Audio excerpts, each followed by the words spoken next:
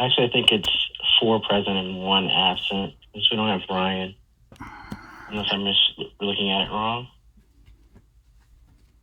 Aren't there 6 of us?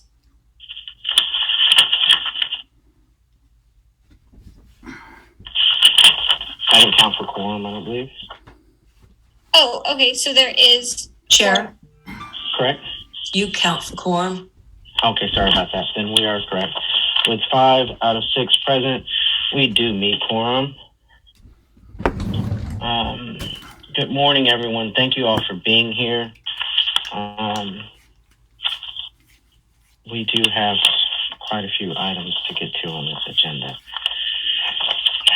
We will first go into our adoption of the agenda. Is there any objections to adopting the agenda as presented? Are there any objections to adopting the agenda as presented? By not objecting, you are assuring that you are in agreement. And I am hearing and seeing none, so the agenda has been adopted. We'll move on to item D, adoption of the consent agenda. Are there any objections to adoption of the consent agenda? And once again, by not objecting, then you are assuring that you are in agreement. Perfect, there's Ryan. Hearing and seeing none, the consent agenda has been adopted. We will move on to item E, public comment. At this time, is there anyone that would like to make public comment?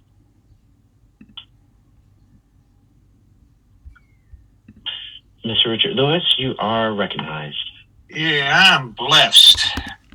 I'm in I'll call it an office in a trailer with no heat in a new room that I can turn on the electro heater. I'm so blessed. I'm going to be listening, as you know, and you can't transfer. I just have, if the president is telling me he's opening up email, I hope others have. Between today and the GA, I will just want later on the agenda that of what one could do if SSCCC owned the domain names for a different kind of union than any teachers union, that of a homies union. Well, that's my invitation as I listen today. I may attend again Cabrillo, so I might even run to be the student body president. Last time in April, nobody ran because Region 4 is Silicon Valley and Region 3 is the San Francisco Bay Area, where our chancellor, I don't think Matt was there, but Cabrillo had a 5-year, $3 million grant for a San Francisco Bay Area. So look at, you can't transfer in 3 minutes, nor can you even on a meeting on a regular once a month. But just know that I do what I do. I believe in Dr. King. That statue had weeds until we made known that you can't have weeds on Dr. King's statue on Cabrillo's campus. Now, hang in there. To be soon 85, you have the team. You have Julie, and she is probably more than me, knowing that you have the destiny to be your dream. So with that, I'll be listening. I take out more than I put in. Thank you for that of allowing public comment. I'll love when there's much more who are like me, who want to see that brand of SSCCC be moved forward. Thank you. Thank you, Mr. Richard Lewis. Is there anyone else that would like to make public comment at this time?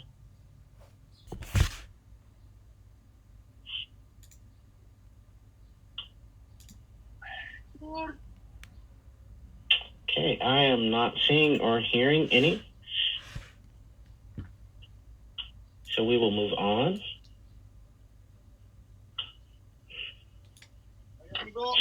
Oh, come on. What? And that will bring us to our first standing item, our executive roundtable. Is there anything that anyone would like to bring to the roundtable at this time?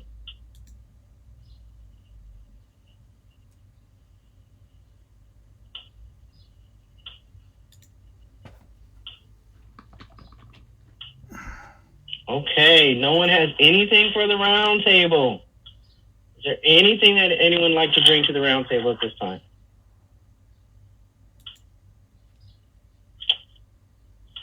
All right. Thank you. VPRA, Jessica Dominguez, you are recognized. Thank you, Chair. I just want to take a moment to extend my deepest gratitude to VP Martinez for helping me out in Region 2 and 6. It's been really, really, really helpful for me.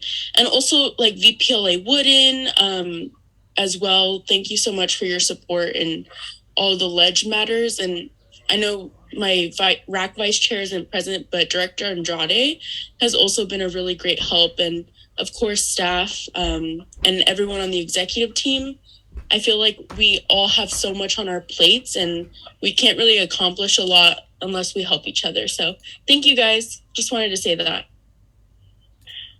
Thank you for that, VPRA. And I'll just add, it's a ton of work. It's an immense amount of work that everyone gets done, especially the members of the executive committee. So it's vital that we all help each other. As was mentioned yesterday, we all need to help each other to carry the bandwidth that's going on. As you know, today the agenda does have some items that are going to be quite touchy, but I think we will, at the end of the day, we will leave in a better place than we were starting with this morning. So thank you for adding that, VPRA. And thank you all that have been helping VPRA in those instances. Much appreciated. Is there anybody that would like to bring anything else to the roundtable?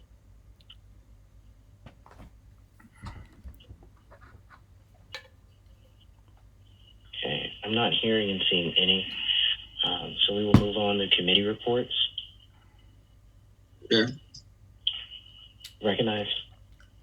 So Legislative Affairs Committee has been very busy recently. Our lads have been doing a lot of work. Region 3 and Region 4 have been holding the Legislative Affairs Committees. I believe Region 4 actually just did their first legislative visit this past Wednesday. And that is the first legislative visit for the regional LAC, for a regional LAC. So that's good progress from where we were last around winter break last year. And then we also have more legislative affairs committees with delegates appointed. So Region 1 is finding a good time to hold a legislative affairs committee. Let's see. Region 6 has enough people, and I'm meeting with LAD 6 to make an agenda. Region 8 just needs to appoint people, but they have an agenda ready. Region 9 had held their first legislative affairs committee meeting this Monday. And of course, we're working on getting LAD 10, recently reelected LAD 10 verified. So that process should be hopefully continuing soon. But we've also been covering bill positions, policy positions in the Legislative Affairs Committee, the Legislative Affairs Directors and Regional Affairs Directors that sit on that committee. Of course, those who don't have LADs are, they've been submitting bill research and conducting research on the bills that have been introduced so far. So, at board meetings, there'll be more positions to take, in the upcoming agenda. But other than that, it's just been very busy, but I'm very proud of the Legislative Affairs Director work. And I want to thank VPRA Dominguez for helping activate get those regions active. Also, community organizer Kadur for also getting delegates active because those are both really important pieces to having those legislative affairs committees active. Also, advocacy event planning for Region 3 and Region 4. I've been checking in with LAD 4 and LAD 3 very consistently, almost every other day of every week. So it's going along well as far as I can tell. And I'm really confident that it's going to be some great events this month. But yeah, that's all for me. Thank you, VPLA. And I'm just going to call to the order that I saw. We will go next to Vice President Martinez, and then we'll go VPC Casey Chang, and then to VPRA Jessica Dominguez. Thank you, Chair. I just wanted to update the committee on the DEI side of things. So for the disability webinar, I know we met with a few of our ad hoc members, and we also had VPRA there to give us some advice on how to proceed forward. We seem to have all the logistics ready to go. We just need like the advertising, the publication for it. VPC Cheng has been doing a great job of publicizing it to the regions during public comment, and I really appreciate it for that. But in terms of the Native American Student Town Hall, I know myself and VPC Chain are kind of we encountered like a roadblock. I know Rosita, who was a great help, recently left the organization, and also the Native American student participants who were part of the ad hoc and the planning for the town hall have been difficult to reach and contact. And so me and VPC Chain have hit like a roadblock where we really don't know what to do. And since it's so close, like a few weeks away, we're kind of freaking out because we don't know what to do or how to move forward. So that's all I just wanted to bring to the committee. Thank you, Vice President Martinez, and we'll have to discuss what we can do to help alleviate that. PPC Chain? I just wanted to update everyone about comms committee. I've been super excited because we had 2 meetings in January, and moving forward, we will have 2 meetings Wednesday, the second and fourth Wednesday of every month. That's super fun. I also just wanted to say that the committee members, although most of them are still rads because I don't have that many comms officers, have been posting more actively. And we've set up a system in which they will like track like their post and their engagement. And so during like the first meeting of every month, we'll go through like a review session. So hopefully that helps with accountability. Besides that, I want to thank Fiona, who is not here, for doing an amazing training. It was really helpful for many of the people present, especially the rads. We were able to set expectations, and I think moving forward, we're going to do like 1 training per month at one of the monthly or one of the bi-weekly meetings. So super excited the structure, that there's more structure towards comms committee. Thank you. Thank you, VPC. VPRA, you're recognized.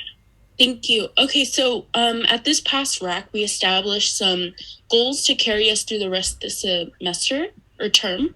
And a lot of the goals focus on SBA engagement, and that's sort of like a common theme that carries over. And in discussion with President Tervalon and Edie Adams, I hope that next year this is something that can be revisited as far as how can we, as a board of directors and as a system as a whole, work with SBAs for more engagement. And that's more engagement in ledge. That's something that they just said. Engagement in actually implementation of the advocacy we do on the statewide level. And then other than the engagement aspect, there was some really great points brought up that we'll be working on this February. One of the requests was that RAC develop a strategy or a guide to transitioning into in-person delegate assemblies and events in general. So I'll be reaching out to my fellow execs to see, because I'm sure there'll be like some cross collaboration needed. But I think that will be really helpful for not only this new era of AB 2449, but also in general. Now that it's safer to attend in person, hopefully in the coming years, the SSCCC can revert back to an accessible in-person sort of for it to be normal to have in-person events. So that's exciting. We're also doing toolkits as well. That's still a theme.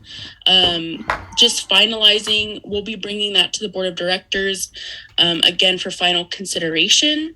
I met with VPLA Wooden and Edie Adams to discuss sort of the toolkits that have been submitted.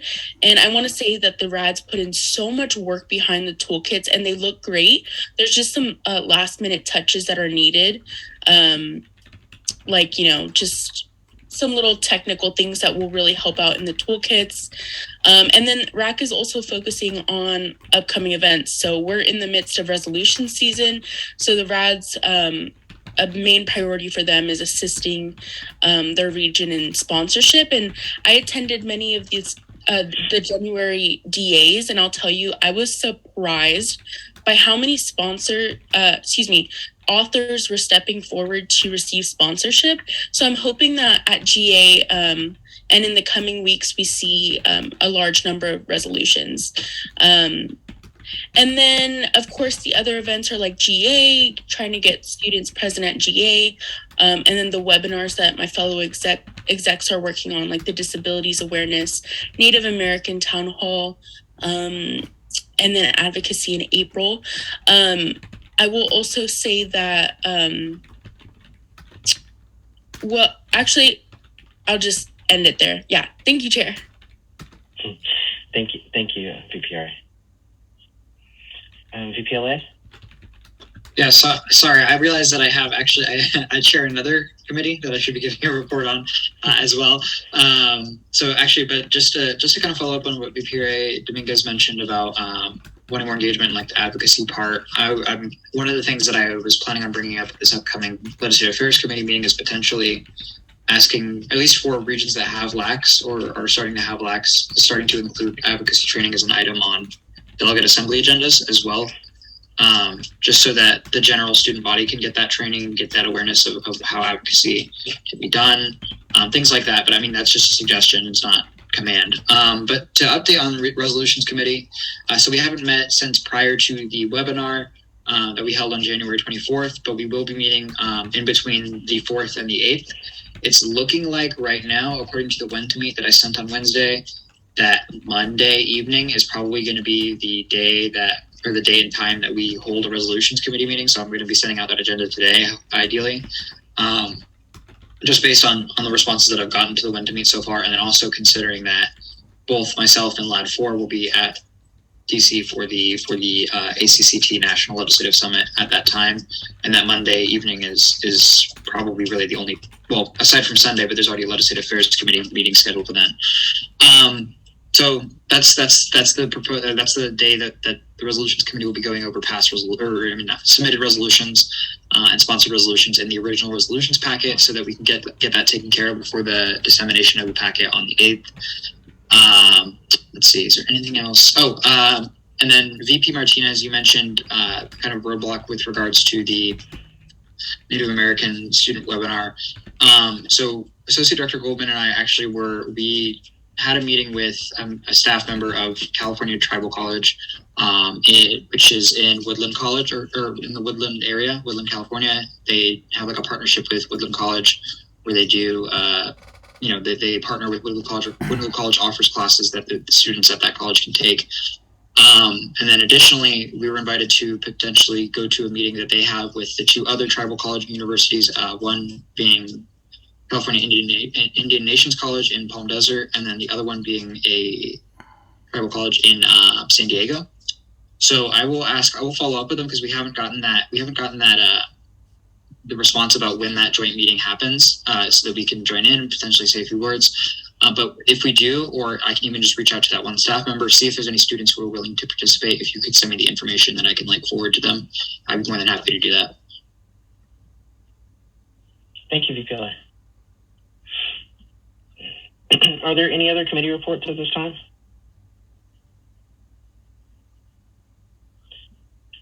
Hearing and seeing none, we're going to go on to accountability and stipend reports. But I hope that you all hearing those committee reports can understand just some of the bandwidth of all of the work that is simultaneously going on.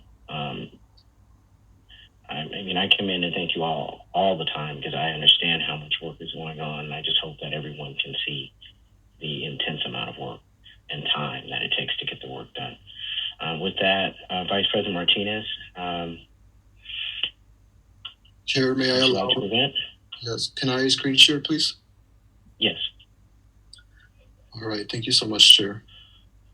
So I will now present the accountability and stipend reports for the month of January. I would also like to take this opportunity to raise an accountability concern from one of the directors. I know we are discussing another director, but this pertains to a different director.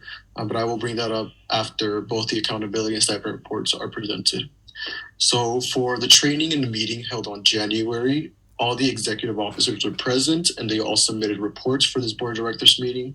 So moving on to the regional affairs directors, we have the regional affairs director of Region 2 absent to the training, the meeting, and no report submitted for January.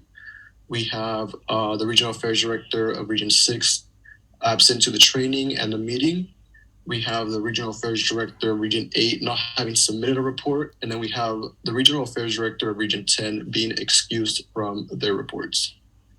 So now moving on to the legislative affairs directors, we have the legislative affairs director being excused from the training. We have the legislative affairs director from Region 2 being excused to the training and no submission for the report. And then finally, we have the legislative affairs director of Region 9 being excused from the training and absent from the meeting. And so now we will move on to the stipend reports. So for the executive officers for the month of January, we only have VPLA Wooden being absent to resolutions. Before I continue to the stipend report, chair or any of the chairs of the committees, at any point, if any of those absences are excused or valid for some reason, please let me know and we could make those corrections. So VPLA Wooden being absent to resolutions committee, having missed 29% on January 9th. Moving on to Region 2, the regional affairs director absent, the January bod, and then absent to RAC on the 12th and the 23rd. We have one deduction for Director Kerr for an excusal on RAC for January 23rd. And then we have just two deductions for RAD 6, not being logged in to pull everywhere at the meeting, therefore the absence.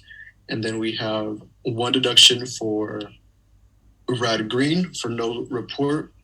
Then we have two deductions for LAD 1 for an excusal at LAG for January 8th and excusal for LAG on January 29th, having missed 53% of the meeting. And then we have LAD 2 being excused from the training.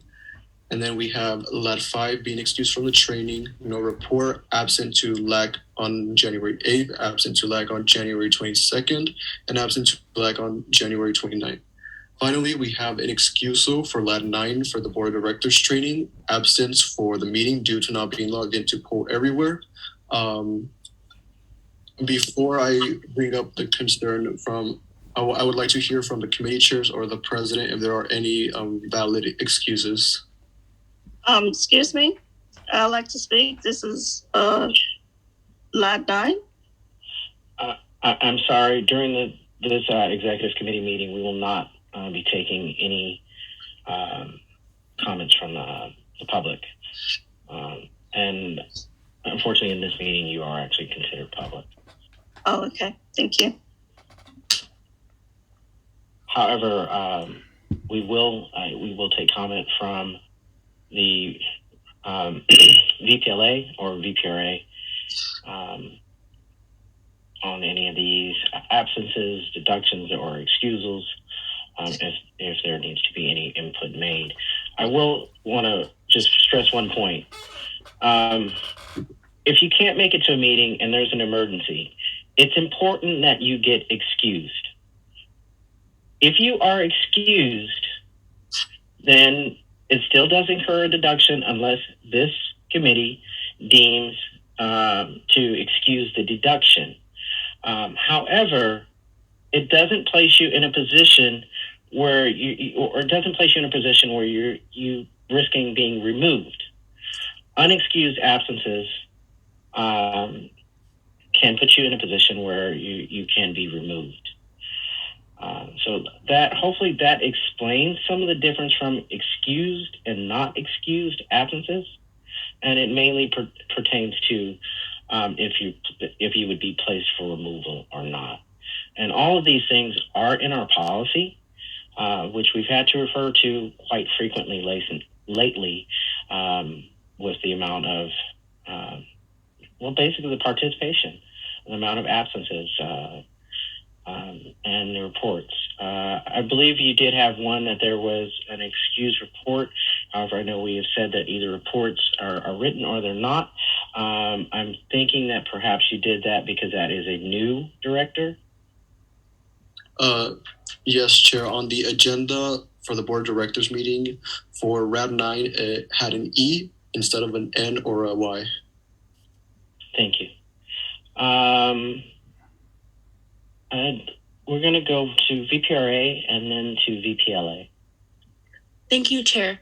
I would like to make a note for RAD 8, the no BOD report. Director Green was verified right, like I believe before or right after winter break. So we didn't get to meet for any sort of onboarding at that time. And since board reports are due that first or second Monday of the month, I would recommend that I would like to get that taken off this stipend report as a deduction. I just don't think that's fair given the fact that we hadn't been able to meet yet. And he was unaware of having to submit a report. The other thing I would like to note is the excusal for RAC from Director Core. I understand the policy, and it totally makes sense as far as, like in a regular job, if you don't go to work, you don't get paid for those times that you're not present. However, I do worry that this will really deter our directors from wanting to participate. We already have such an issue with engagement. So I would like to take off the deduction for the excusal from RAC on January 23rd from Director Core. They had reached out prior, and thank you, Chair. Chair, really quickly, can I go ahead and make those corrections, or would I have to wait until a motion is made? Technically, I believe a motion would need to be made. However, I definitely can understand, and that's what those two that were those directors that had just been onboarded. I definitely can understand that, but I believe that would have to be in the motion.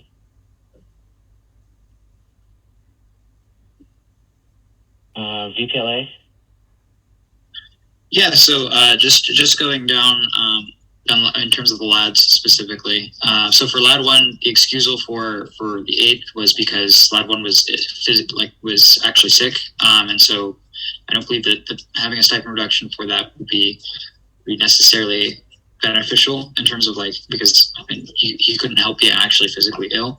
And then the absence for the first, for the 29th, I also am going to seek to reduce that or eliminate that deduction specifically because he was at the league's legislative conference on that Sunday, and he lives in Mendocino. He left that day to go to his home, and he didn't arrive until later, so he wasn't able to join the meeting because he was traveling on the way home, and that's why his absence is there. It wasn't marked as excused because I wasn't able to get in touch with him until after he had finished getting home. So. That's why it's just marked as absent and not as excused. And then additionally for lad 9, I talked to lad 9 about the BOD meeting for the 14th absence. She says she logged into Pull Everywhere after she got the code because she was having issues logging into Pull Everywhere. I'm not sure how that would affect. I don't know what the policy is there, but I'm just giving the board that information, or the committee that information.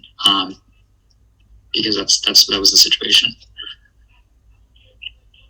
Thank you. I know in the past we've had the chair of the meeting is able to excuse a person, but I would just say that, and I know you said you hadn't that you originally had marked it absent, and then you talked to him and it was excused.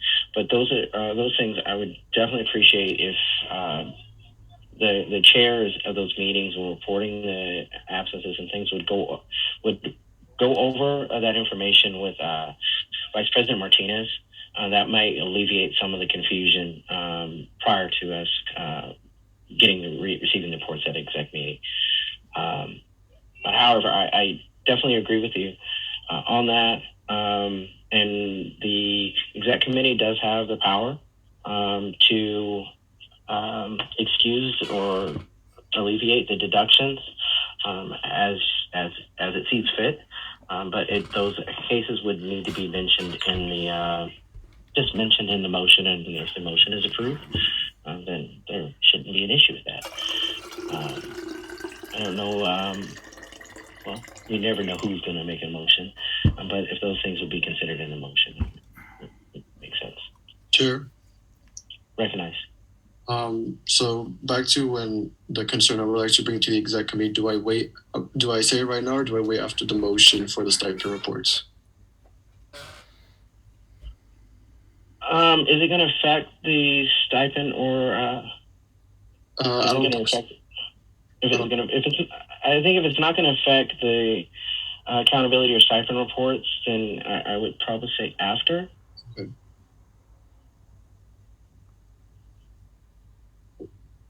I don't think it'll affect it.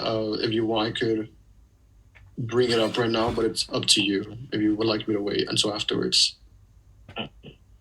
It's your topic. It doesn't. I'm okay with you bringing it either way. Okay, so I wanted the executive committee to take a look at Lat 5's attendance.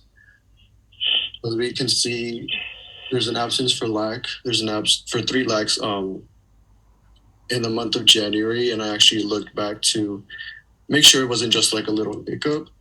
According to my accountability reports, and I also say according to the minutes, he has not shown up to a LAC meeting since November. Out of the 7 LAC meetings that have occurred throughout his term, he's only shown up to 2, meaning he's missed 5 LAC meetings. And also, there has also been instances in the delegate assemblies where he doesn't participate and VPLA Wooden has to consistently have to give the ledge update, and executive committee meetings for the regions are also a concern as well. So that brings up to my point of what exactly 4 months into that individual's term, what exactly has they been working on? What have they been focusing on? I know in the past there have been instances like these, and I think those were fine. Those were the first few months of the term. People were still getting onboarded. We were not halfway through the term, but I think it's important to bring it up now, saying that we are going to, I believe, our 7th month into the term, meaning we only have 5 months left, and this individual has been elected since October. And then I just wanted to bring it up to the executive committee because I know we tend to go forward with the accountability. I like to call them the accountability slaps on the wrist. And I think from what we have seen, I think on the side of executives, the legislative affairs of Region 5 have been dormant and infeasible since October. Just to put into context, 4 months is 25% of a term, 1/4 of a term, and with only 5 months left, I think we can't keep putting a blind eye to absences, especially when we have other directors, regional affairs directors, legislative affairs directors, who are going above and beyond for the purpose of passion and devotion, not just to the organization, but to the students. And, I think, for example, for me, there was an instance, and I think it's important to hold others accountable. There was an instance last semester where a director told me I wasn't doing anything for DEI because I didn't hold a meeting for DEI for 3 months because there wasn't action to be taken. But I didn't get mad. I didn't get angry or upset. I think that's beautiful. We're keeping each other accountable. And so what I did is I held a meeting the next two weeks afterwards, even if it was just informational, even if it was just to update on the student grievance or the webinars and stuff like that. And I just want to reiterate what I mentioned to President Tervalon a few weeks ago. We're not an organization that hands out titles just so they can be plastered on a resume, on a job application, either currently or months from now. We actually hope that our student leaders, especially so late into the term, that they live up to their the oath, and especially considering that Region 5 is one of the largest regions in California in the SSCCC's map, stemming from Bakersfield all the way to Modesto. I think there's a greater emphasis to place on our student leaders, especially when there could be other deserving and passionate student leaders out there. And then I think it also hits home for us, some of us, and this is not just towards this individual. I think it's in terms of everything, but I think it's more obvious right here. I think it hits home personally for a lot of us, which earned our positions and the right to be here, and we put in the work, and then we see our colleagues and our peers get afforded the same praise and extend the same opportunities. virtually either minimal to no effort in their jobs. And I think so far into the terms, I know me, myself, VPLA and VPRA kind of getting frustrated, and it's almost like a burden. You know, when you have a director who's able to do the work, but refuses, not that it's voluntary, but in their effort and their work, they refuse to put in that work and simply, just show up nib. But I know VPLA has his hand up, and I would like to listen to his input since this does follow to his purview. Thank you, Chair. President Tervalon, Dr. Adams, I've mentioned this to you before of the issues that I've been having concerning, Lat 5, unfortunately. And VP Martinez actually brought this up. I had no idea because I actually thought, that Lat 5 had attended a couple of those meetings, and he did. But a majority of them were he was absent from, either excused or not excused. He just was not there. And so Region 5 either had Rad 5 where he could step in, or didn't have representation at all. And I think that's a serious issue, especially when we're considering that the goal, especially if we go into this year with legislative session beginning, we need these regions to have representation, or to be able to know what's going on about legislative affairs on the statewide level, on the regional level. And if that's not happening, then that's, our legislative affairs director job duties, our statewide LAC committee charge, that's, an infringement on both of those. So I just kind of wanted to emphasize what VP Martinez is saying. I think this is a serious issue. And I think it does need to be, Lat 5 does need to be held accountable for this, because this can't continue. Okay, so a few things. In all honesty, and I think I've already said it once,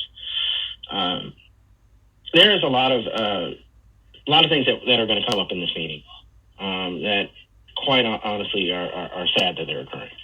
Looking at this stipend report and accountability report, not logging in a poll everywhere. That's something that we really shouldn't see. Because if you're having an issue logging in a poll everywhere, we have support that will help you get logged in. So that shouldn't occur. And we openly state that the official attendance is your poll everywhere. So I know a lot of stuff we do, to some may be overly tech involved, but we provide support. In the instance with Lad Darwish, I do know one of the excusals, and part of the excuses was he was traveling out of country. I don't know if that affected the attendance at LAC or not. But I know as far as actual removal, I believe it's just based on board, our actual board meeting absences. I don't believe we have anything outside of deductions for the committee meetings. If I'm incorrect in that thinking, please correct me. However, I would like to ask, have either yourself, VP Martinez, or VPLA reached out to Lad Darwish and expressed these concerns? And VPRA, I did see your hand, and so I definitely want to hear from you. I know this question did seem more poised towards VPLA, so I'd like to hear from VPLA first, but I did want to hear your concerns, VPRA.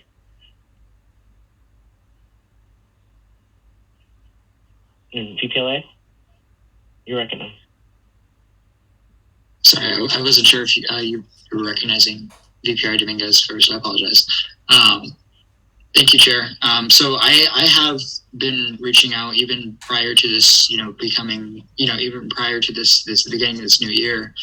I've consistently texted, I've sent emails to Lad 5 regarding, just checking in when he, in terms of after legislative affairs committees where there hasn't been an excused absence, and he hasn't informed me, what the reason was. I reached out to him to make sure he's well. Sometimes I don't get responses for days on end. And again, it could be a travel thing. I don't know, but he doesn't really communicate that with me. So I'm not sure until days after the fact, or not even sure at all. in some cases. So I do try to reach out to him. And recently, I've reached out to him as recently as this week, letting him know, hey, this is a concern that I'm having, especially, with region, not only the legislative updates on the delegate assembly side, but also legislative affairs committee attendance as well. And I've tried scheduling one-on-ones with him. His schedule is very limited, is what he's told me. And so, not that's not his exact word, but his exact words. I don't want to misrepresent him, but he doesn't really have much availability, is what he said. And the times that he's available, unfortunately our schedules just don't match up that way. So I haven't been able to have that one-on-one with him, that check-in with him.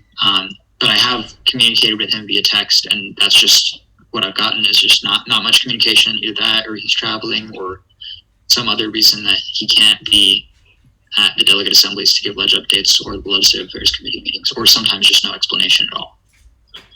Chair. Understood. I recognize. Yeah, and I would just like to elicit, we should be holding each other to a higher standard. In a real job, you miss 3 or 4 days of work, you're fired.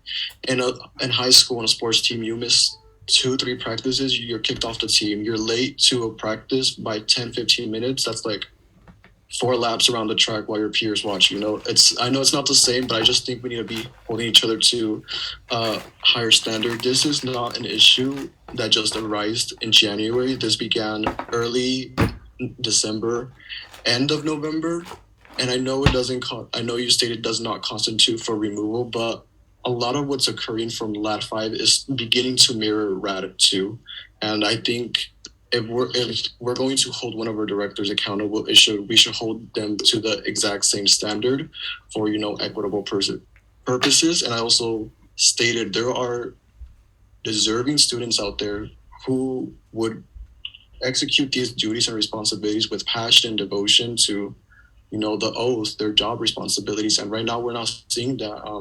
It seems like a lot of this individual's priorities are somewhere else, and I think that's great. I think that's fine.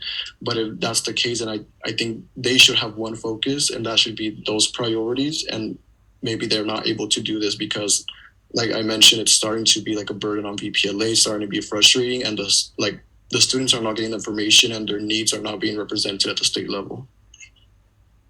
Well, I'm not going to stress it out in one particular person and not the other, right? Or label the issues that one person is having as, okay, they're having this issue. I'm not going to lump because everyone's issues are different. So I think we need to look at them differently. So I don't want, when we're referring to one individual, I don't want us to be referring to what someone else is doing, right? But I do understand that, because ultimately, all of the instances that we're going to talk about today, ultimately the ones that it's hurting is the exact people that I've told everyone many a time are the most important people in our organization, and that's our delegates. It's hurting our delegates. It's hurting our campuses. It's hurting the students at all 116 of our campuses when we don't function correctly, right? So I understand that as leaders, we each have lives outside of this, and things can come up. But ultimately, it is the delegates that we're hurting. But before I go on a tangent, because it is something that really it's serious, so it does bother me. But before I go on a tangent, I do want to recognize Dr. Adams and then VPLA. So, thank you, President Tervalon. I'd echo much of what you've just mentioned. We do not have a policy for removal of an individual for committee participation. While I know it's a burden on LAC, the individual has not been spoken to about the situation. I think the first form is for President Tervalon and myself to meet with LAD 5 to figure out what's happening. I do think that some of the comments in comparison were unjust. I know it's easy to lump everybody together, but it's not the same situation. As President Tervalon mentioned, everybody has their unique situations. So I would suggest that we table this until President Tervalon and myself have had an opportunity to speak with Lad 5. Thank you, Dr. Adams, and I totally agree. We need to contact the individual and speak with him. He is, well, excuse me for using that term, but Lad Darwish is being held accountable by the deductions to some extent, but I think we need to have those conversations and see if we can alleviate it, alleviate that problem. VPLA and then VPRA. Acknowledging that, there's no existing policy to, like, for removal from the board, obviously because of internal committee absences. I would like to move that Lad 5 not be replaced in consideration for the March DC trip. I just don't really think that, even considering the situation, like I said, I've had multiple conversations with him. I haven't gotten much explanation from him for why he's been absent or his absences.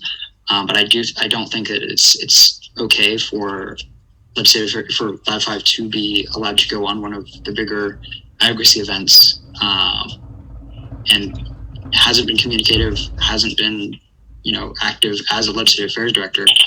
I understand that President Tervalon and Dr. Adams, you want to have that conversation with him first, and I completely respect that. I completely acknowledge that.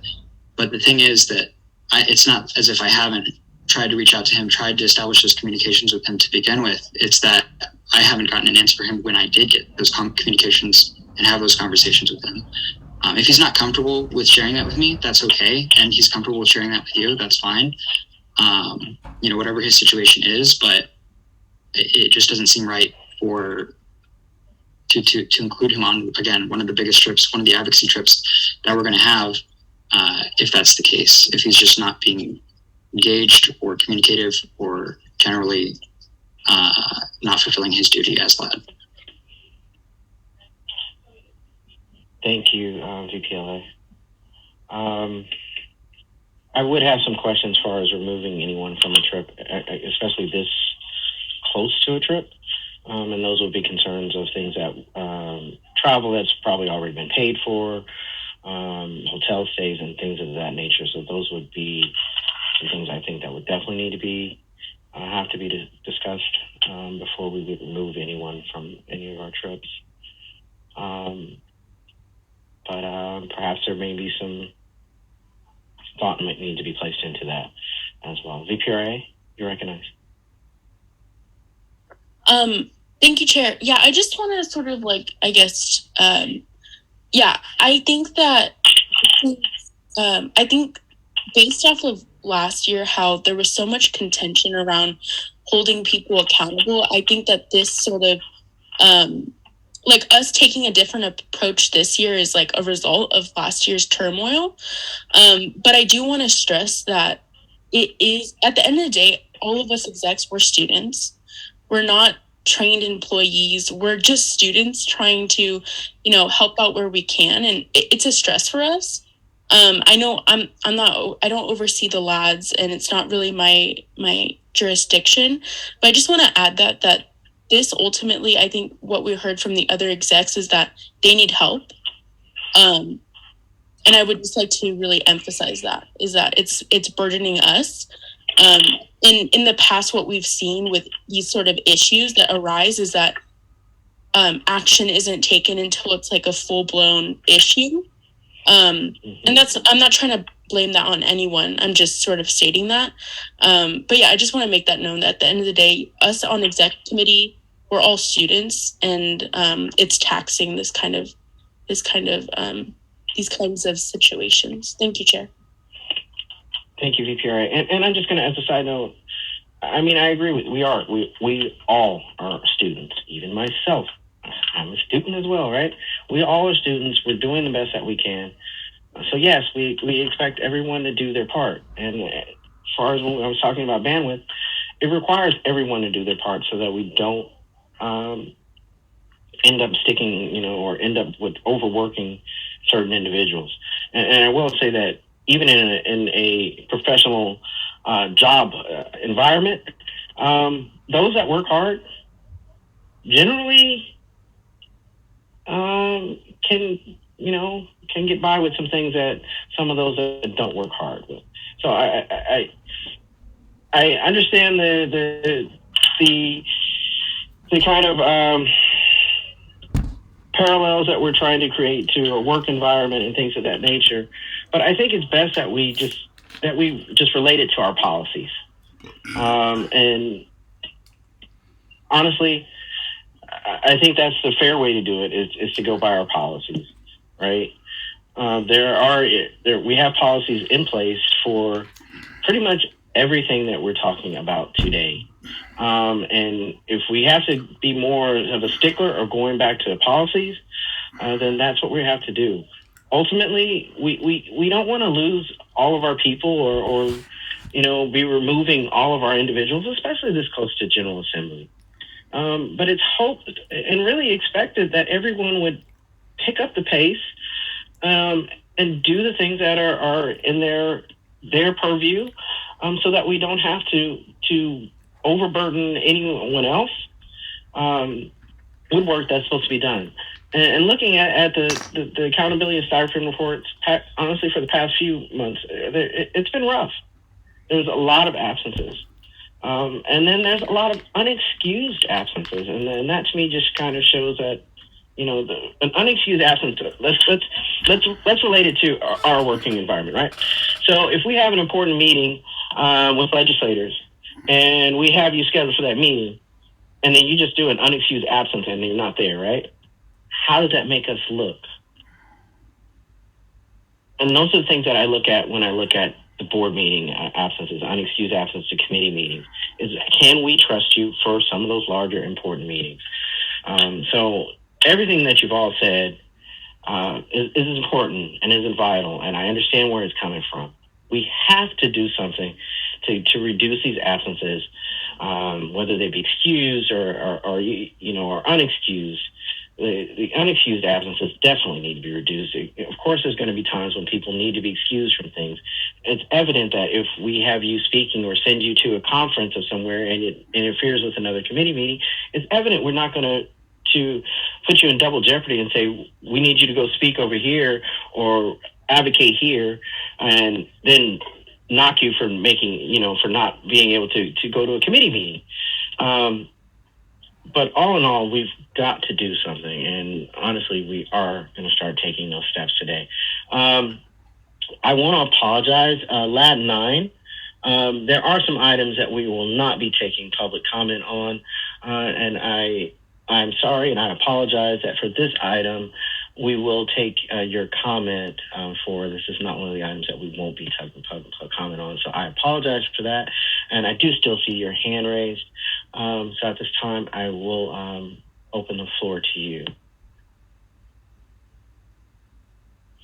Oh, thank you so much.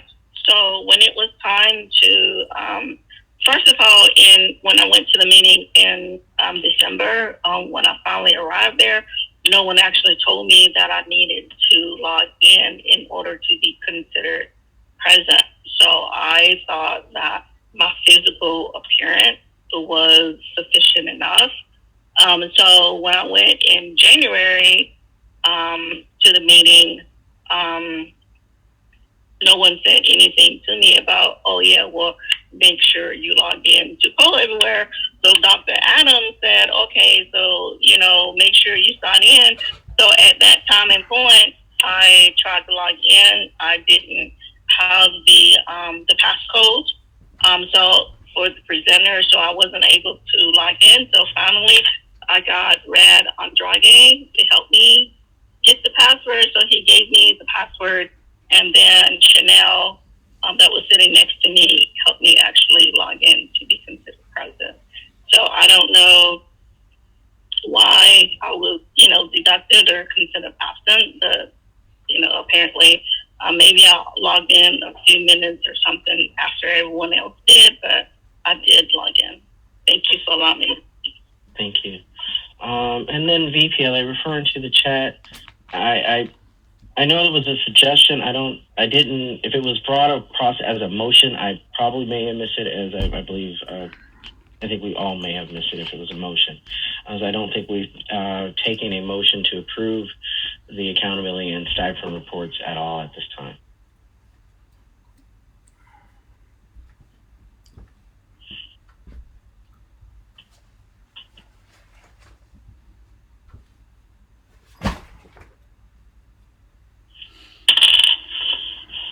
And then also referring to in the chat, VPRA, the policy that states excusals. I want to say that is in the, and I had a copy, the accountability procedures. Dr. Adams, could you chime in on that? And I believe it's in the accountability procedure. I had a copy in it. Chair, for excuses? Yes. Let's see.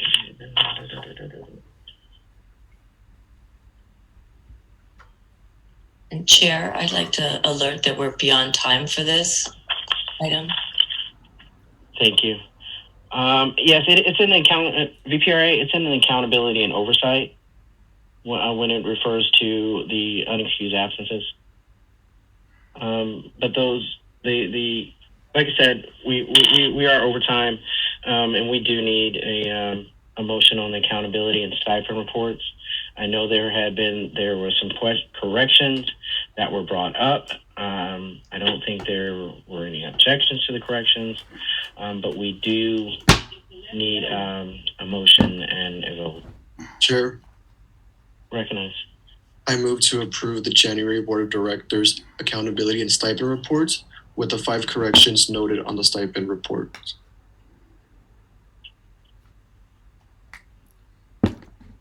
VPLA? Okay, is there a second? It has been moved to approve the accountability and stipend reports with the mentioned corrections. Is there a second? Second. Thank you. We will need a roll call vote. Okay, starting off with VP Martinez. Aye. Thank you. VPLA Wooden. VPRA Dominguez. Aye. Thank you. VPLA Wooden. Aye. VPF Foley. Yes. Thank you. Myself, VPC Chang. Yes. 5 in favor, 0 opposed. With 5 in favor, 0 opposed, the accountability and stipend reports for the month of January have been approved. Thank you all. I know there's a lot of conversation on that, and as I expect, there's going to be a lot of conversation on a lot of topics. Since we are over time, let's move on to the next item, which is our region committee charges, and this item will be brought by Executive Director Dr. Julie Adams. Thank you, Chair. So I hope this will be brief. Come to my attention that there's some regions that are bringing forth regional committee charges, and the regional policies are created by the board, and in effort to create consistency across the regions. The board did not create charges for the committees. I'm not sure if that's a desire of this group to create committee charges or not. So I just wanted to bring that forward to this body to have a conversation about it, if it's something that we would like to do, and if so, who would be the person that helps to direct those policies. Thank you, Dr. Adams. VPLA, recognize. Yeah, just a quick question, Chair. Is this about specifically the Regional Legislative Affairs Committee charges, or are there committee charges coming up about other internal committees as well? Chair. You recognize Dr. Adams. There's other committees that are coming forth, not just the regional legislative affair one. Chair. Recognize. Sorry. Yeah. So I know that this has come up. I know we had a discussion about the regional. There was a copy of the Regional Legislative Affairs Committee charge or a draft proposed in somewhere in the Google Drive. It was found. It was included in Legislative Affairs Committee meetings earlier or later. Well, earlier, but also later last year, around like the winter. The second quarter of the term. I know that right now, and at our January 29th Legislative Affairs Committee meeting, and at our upcoming February 5th Legislative Affairs Committee meeting, we've been discussing the proposed, language of those regional Legislative Affairs Committee charges. Of course, depending on what the Executive Committee wants to do with that, I can, that determines whether this moves forward, what happens. But I mean, I just wanted to note that it is on the agenda for the Legislative Affairs Committee, and we are discussing it. But I can, if we're not going to do this, then that's totally okay. I can just inform them ahead of time as well. So that's all. Chair. You recognize. So I think it's we should have that conversation, but in my mind, logically, it should be the statewide committee that creates it. For example, LAC should develop the job description of the committee for all the regions that are the region committees that are its similar committee. So to me, that's logical. Just like our FFC should create the one for the finance committees. RAC should create one for, I don't know if there's a similar committee for RAC at the region level. Communications, the same. It should start at that statewide committee in developing the charge, and then that should move forward to, VPRA. Then that would move forward to the board for approval. That would be a logical sequence of events. If this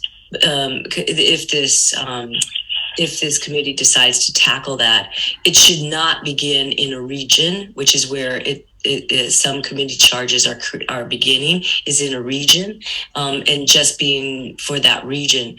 That should not happen.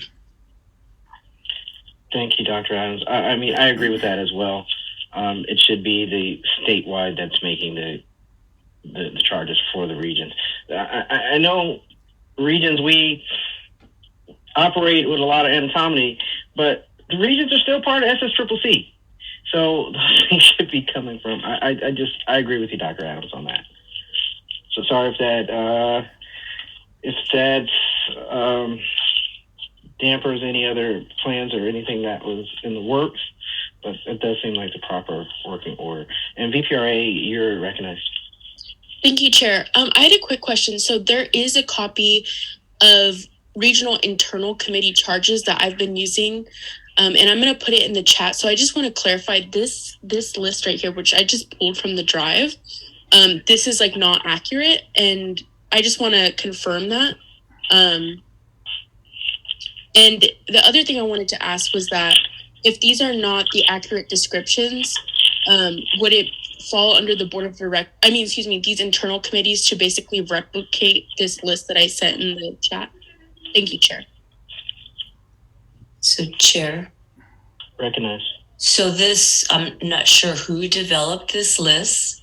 It's never been approved by the board of directors.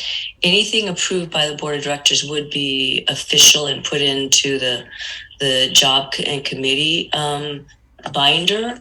And that's, if you go look on there, the region policy template is on there, but there's no committee charges. So this one has not been approved by the board.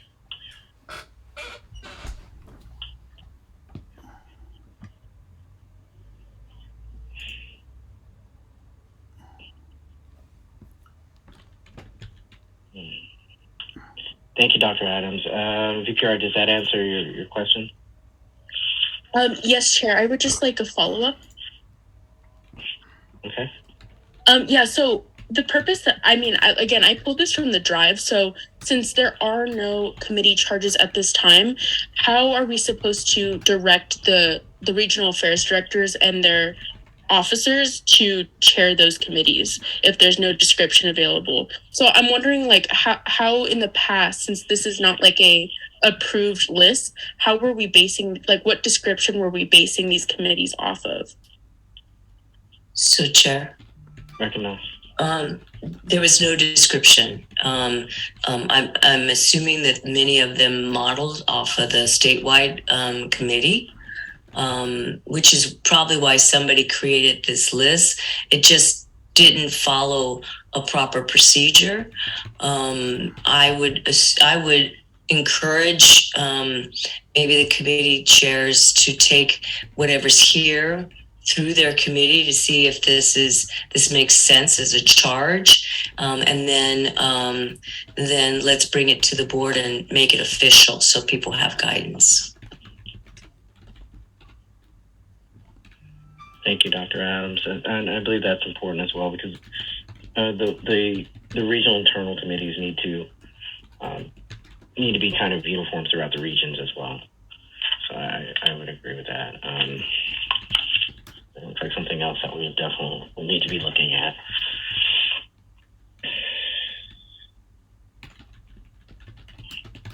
Dr. Adams, so for this item, is there any more discussion, or is there any action that we need to take at this time?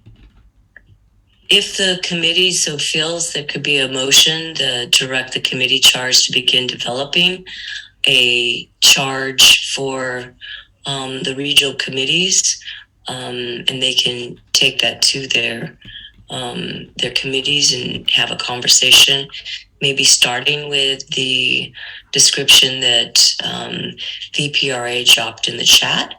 And let's begin to formalize this document.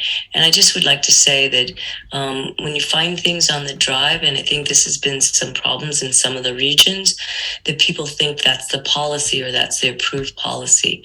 The approved policies are in the binders and have been captured after each meeting of the board of directors. So I would just rely on those as being the official policies.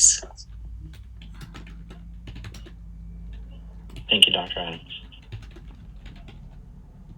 So is there a motion from the floor on this item before we proceed to the next? Chair? Recognized. VPRA moves that each respective statewide internal committee develop a regional committee charge. Does that need to be forwarded to the board of directors? Yes. That is forwarded to the board of directors. Thank you. Thank you. It has been moved that each SSCCC internal committee form a regional committee charge, and that be forwarded to the board of directors. Is there a second? Point of inquiry. So if this, for example, if this motion passes and it goes to the board and the board passes it, right? Should I, because it's on the agenda for the Legislative Affairs Committee already, should I hold off on acting on that until the board addresses the motion or the item? Chair? You recognize. I would recommend VPLA, just go ahead and move forward. I don't see this being a contentious issue, and you're already in the throes of it. So I would just go ahead and continue in the direction you're moving. Got it. Understood. Thank you so much. Correct. Because ultimately it'll come for board for approval at the end. Is there a second? Second. Thank you. It has been moved in second. Are there any objections? Hearing and seeing none, the motion passes.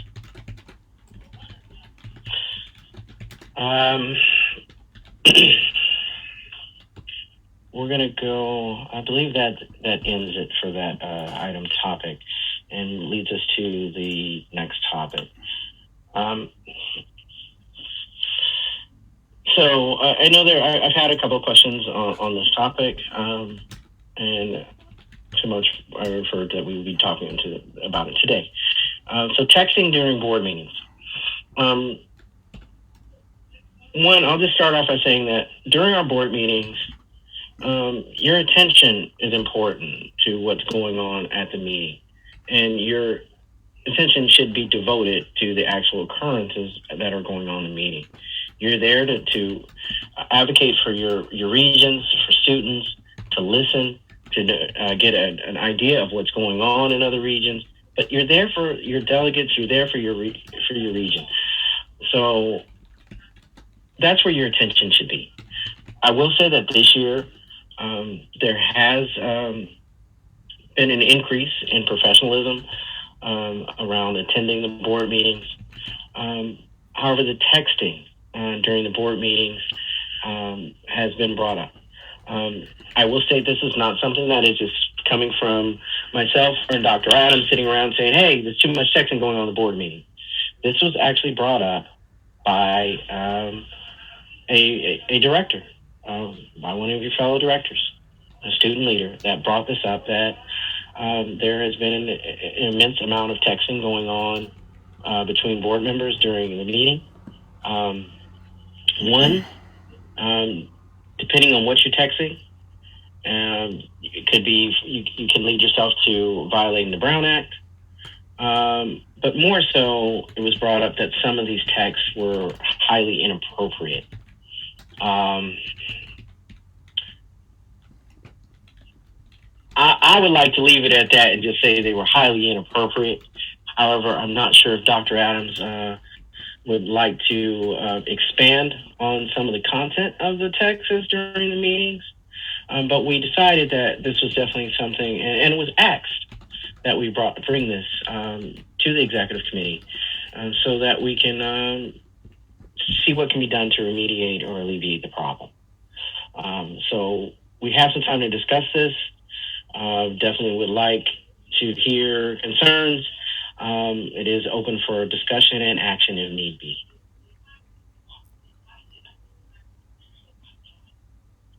Does anyone have anything to add on this topic? Chair. Recognize. Okay, yeah.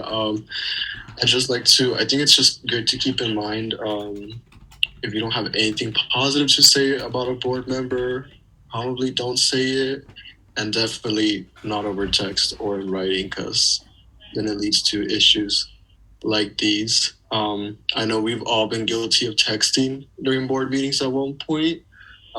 So, I won't excuse myself or like anybody else, for that. But I do agree with you that this term has been different. There has been an increase of professionalism, including, my colleagues and myself.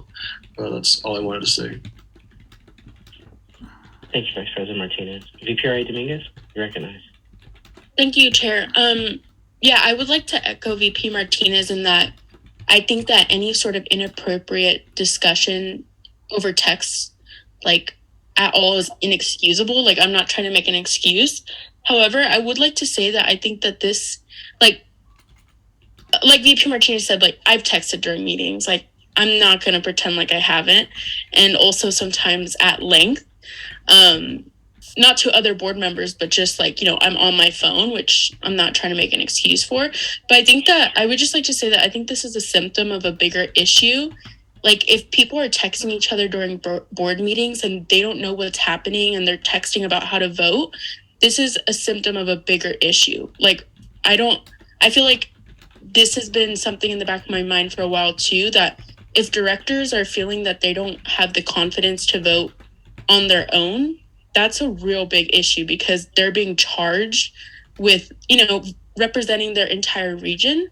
And I would just like to note that I think texting is, honestly, I really don't see an issue with it, but the matters being discussed over text is an issue.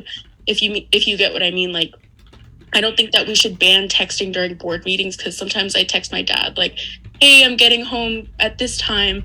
But at the same time, I understand where you're coming from. It's inexcusable. But I would like this committee to keep that in mind, that there's a bigger issue at hand. Thank you, Chair. And thank you, VPRA. And you brought up some valid points.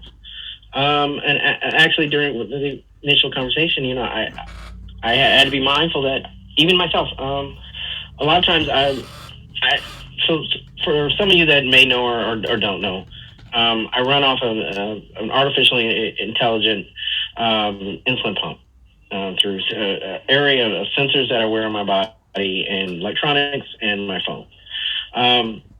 So with that being said, I spend a lot of time looking at it and on my phone back and forth, making adjustments to my body, right? I say that to say that a lot of times I'm looking at my phone, I'm not necessarily texting. I have texted different people during meetings, generally not anyone in the room. But there are some times when either something important, family matter comes across or something comes across that I may need to answer. And I know that is probably the same for many of our board members, right? So with that being said, and I'm really going to piggyback on what you said, VPRA, about content of text. If you're texting how to vote, that's inappropriate. What was specifically brought up was inappropriate comments. And VP Martinez, I wouldn't say that they were necessarily negative comments, but there can be inappropriate positive comments as well. That I'll just say that there can be inappropriate positive comments as well.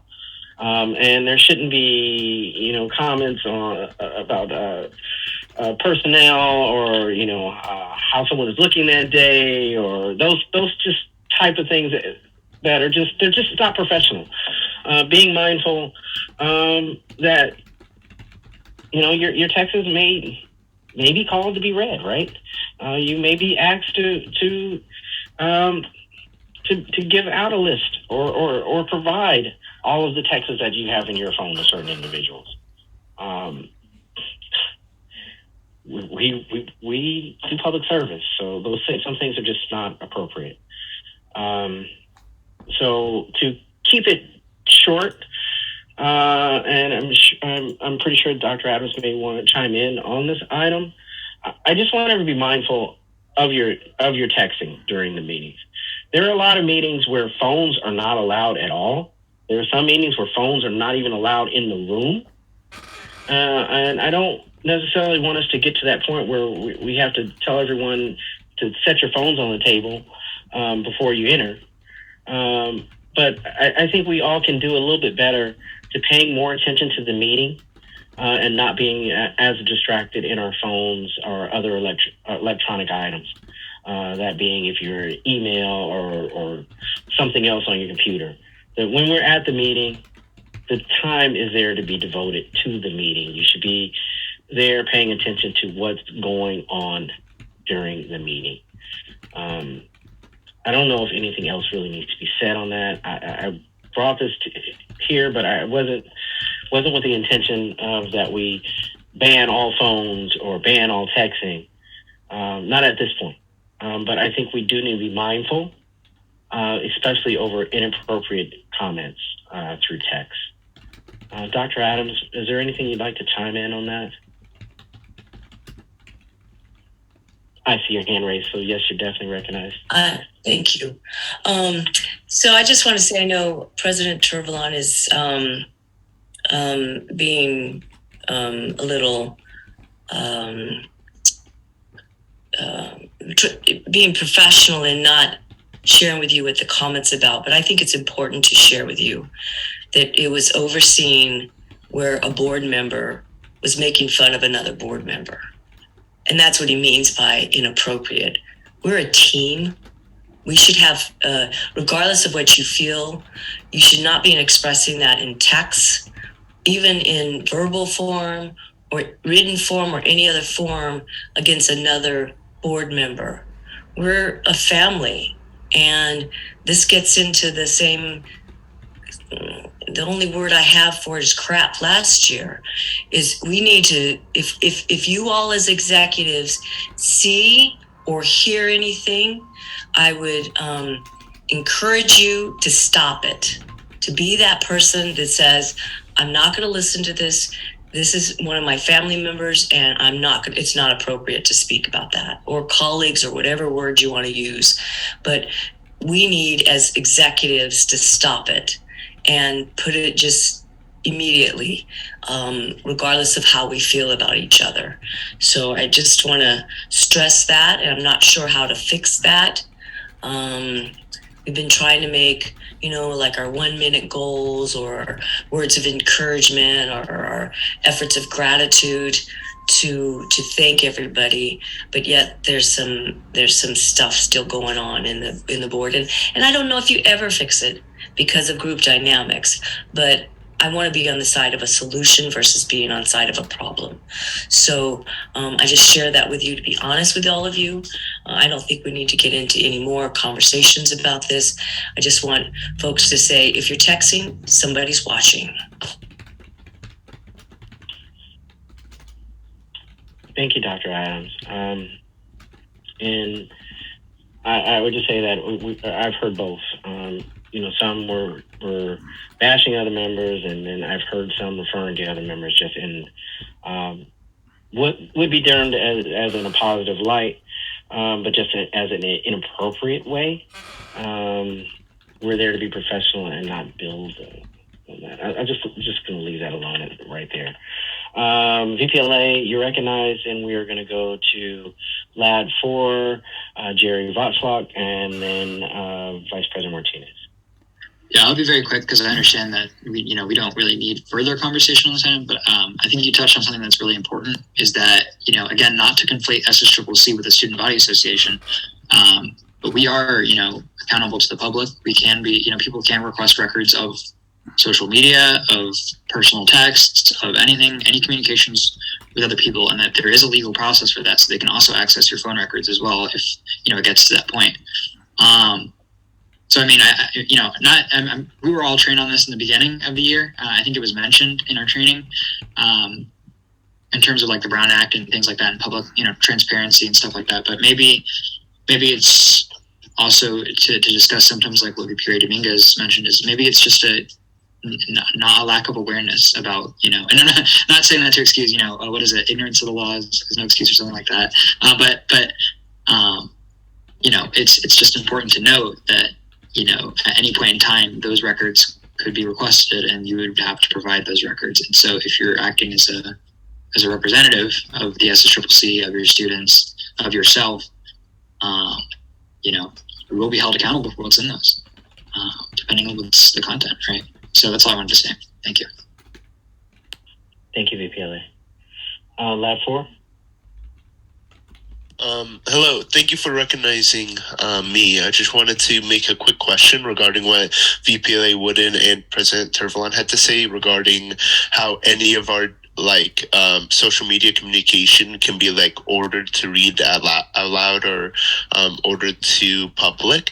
I just had a question about that because from what I understood from a CPRA, I thought I had to deal directly with the business of the SSCCC, and all personal matters, all personal text and personal matters would not be revealed. If they would be revealed through some type of process, I do feel like that is a pretty big incursion within our right to privacy. But I just wanted to make that question to clarify that. Sure. And I'm going to answer that in as quick, as easy as possible. Look, myself and Dr. Adams, we're not trying to call you out or read your emails or read your texts or things of that nature, right? But if we get a request from the public, because they're requests, and there's no limit to what they may request. Not only is it time consuming, because we do have to sort through what needs to be redacted, what doesn't, and all those kinds of things, but it's just easier if you just don't do it, right? If our meetings are on video, if there's someone in the public that sees you constantly on your phone and thinks that you're texting another board member about a matter and then sends a request, then we have to comply with that, right? So just to stay out of that, and even before we go any further down this road on this conversation, but let's just do a little bit better. When we're in the meetings, let's pay attention to the meeting. minimize your texting if possible. Definitely don't text about the topics that just use good sense. I think we all are more professional, and I think we all know what we should or should not be saying or texting during meetings. And it's like I said, this is not something that came from myself or Dr. Adams. This is coming from one of your fellow directors. So if you have been in that process, then it would be just best to just stop. VP Martinez, you recognize? Sure, I agree with everything you're saying, but I think it'd be better echoed to the board of directors. A lot of us have been here since last year, so we already know what transpired and like historical memory, what could happen. I know I've talked to Dr. Adams in the past of when directors have said things about me, and I just because of what happened last term, I don't retaliate, don't say anything. I just shut myself down to those comments, ignore it. But I really hope to see this echoed more to the board of directors. I think it's important that you're telling us the executive committee, but I do also hope it's more echoed towards the board of directors. Okay, so Vice President Martinez, and I don't want to. We have a lot to still cover, so I don't want to spend too much more time on this because I think ultimately we all know. We all know if we've been right or wrong on this topic, right? So, with that, when you're saying to direct it towards more so the board of directors or as a whole, I'm just asking, what would your suggestion? How should we go forward with this in the future?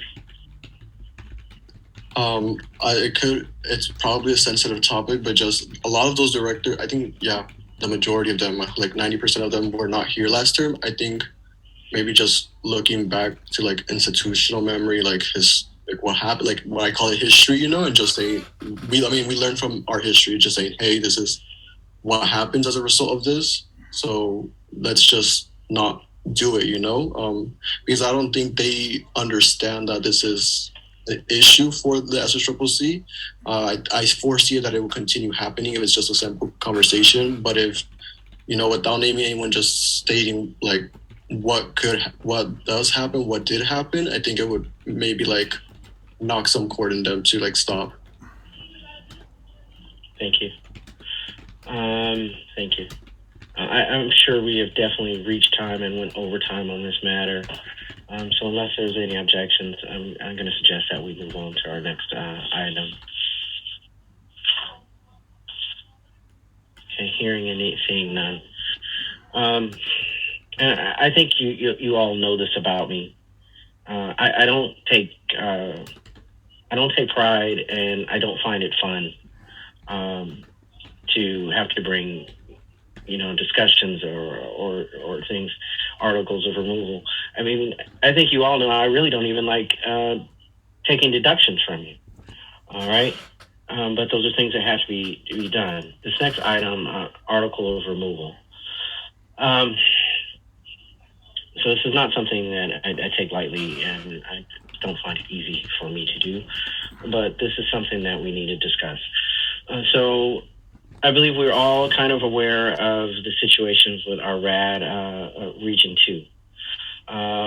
At our last exec, we had decided that before we took any action, that myself and Dr. Adams would try to reach out to RAD 2 and discuss any of the issues.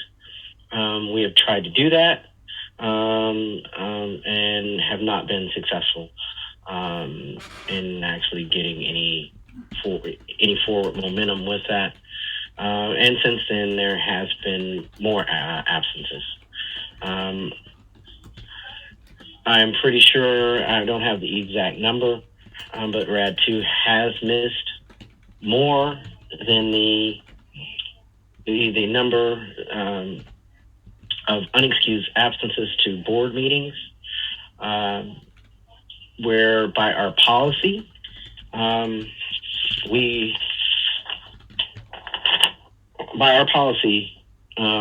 they should be brought forward for removal, and that is by our accountability policy.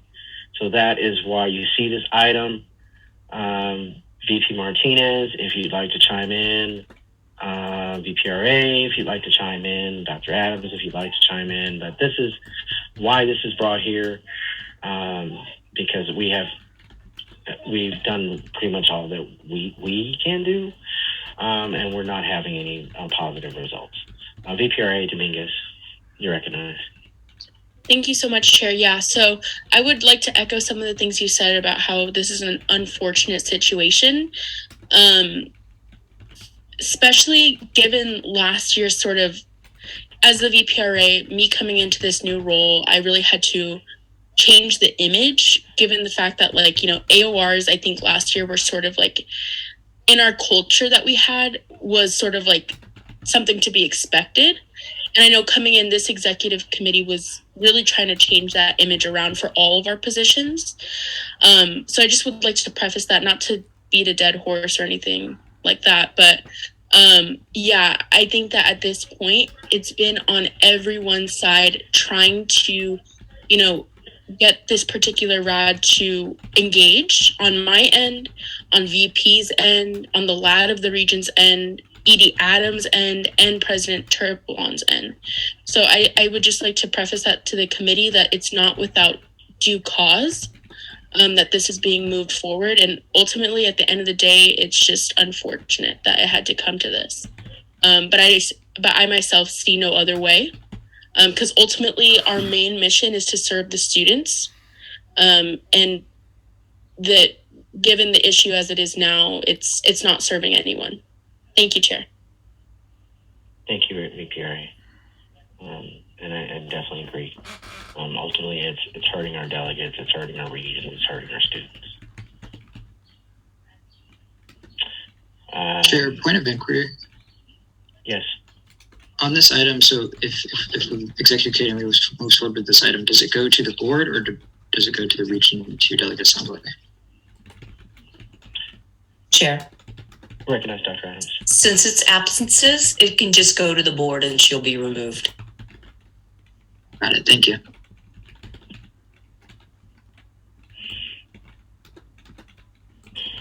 Vice President Martinez, you recognize. Chair, so who would be the author of the article? Chair, Recognize. it would be the president.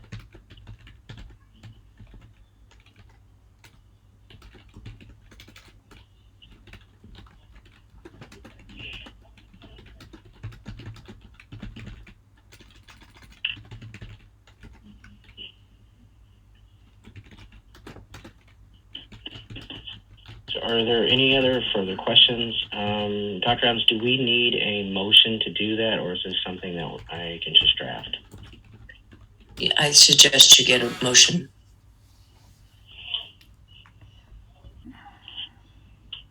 So is there a motion on this item?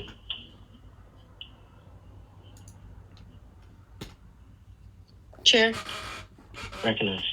I move that the executive committee forward an article of removal for RAD Region 2 due to excessive unexcused absences to the board of directors. Second. Thank you. It has been moved and seconded that we will draft an AOR due to excessive unexcused absences for RAD Region 2. Are there any objections?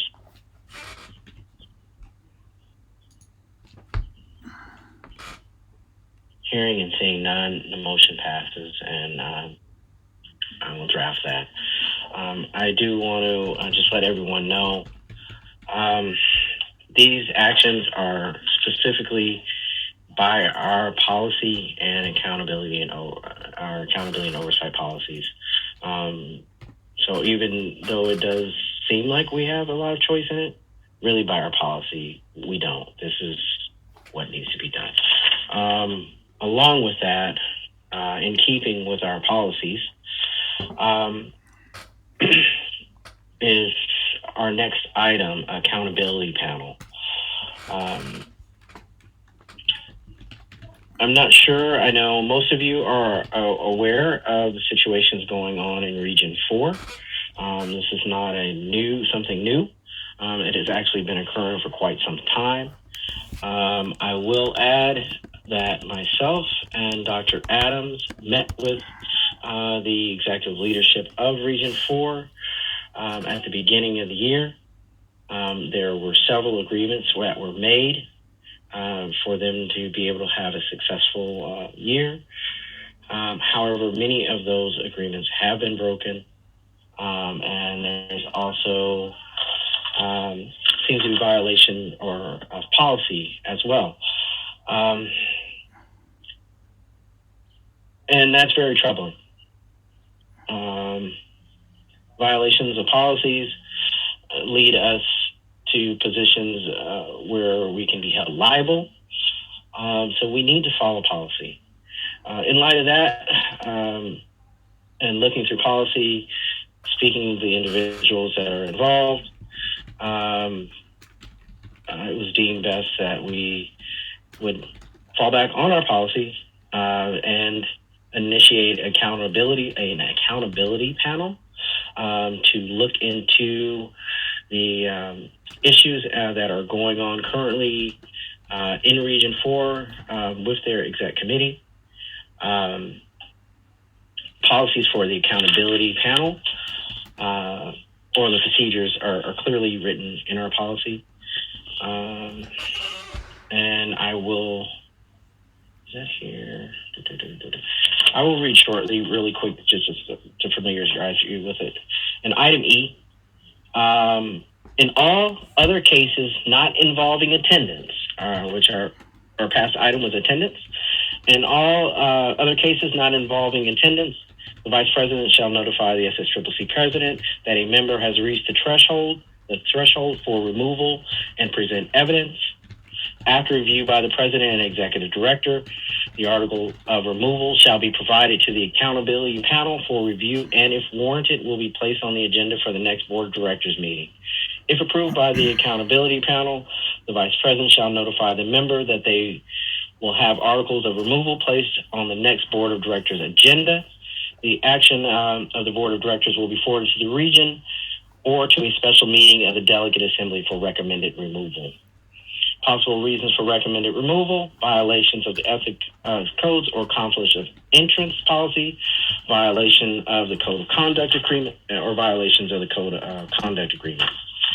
The accountability panel shall be comprised of the Vice President and 3 randomly selected regional vice chairs, excluding the vice chair of the regional director in question. In the event that a complaint is against the VP, the President shall chair the accountability panel. The President and the Executive Director will also participate on the accountability panel as ex officio members. The accountability panel shall review in a closed session all complaints, evidence, or articles of removal prior to placement on the next Board of Directors agenda. The Vice President shall bring forward any recommended actions to the Board of Directors for consideration, and any action will be forwarded to the region or to a special meeting of the Delegate Assembly for recommended removal. I'll open this for discussion.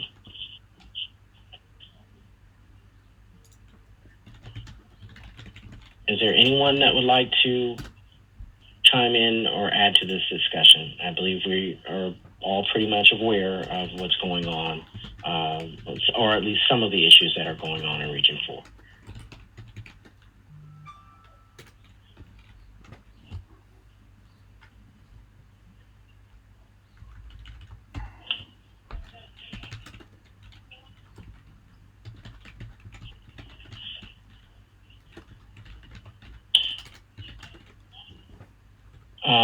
Lab 4, I'm sorry, we will not be hearing from public comments on this topic.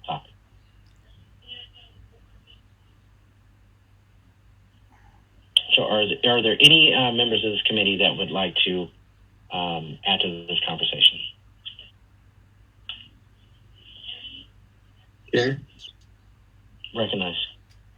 Point of inquiry, I apologize. I might have missed it, but who makes up the body of the accountability panel? I may have missed it when you were explaining it. I apologize. The Vice President, along with where is the exact number? Hold on.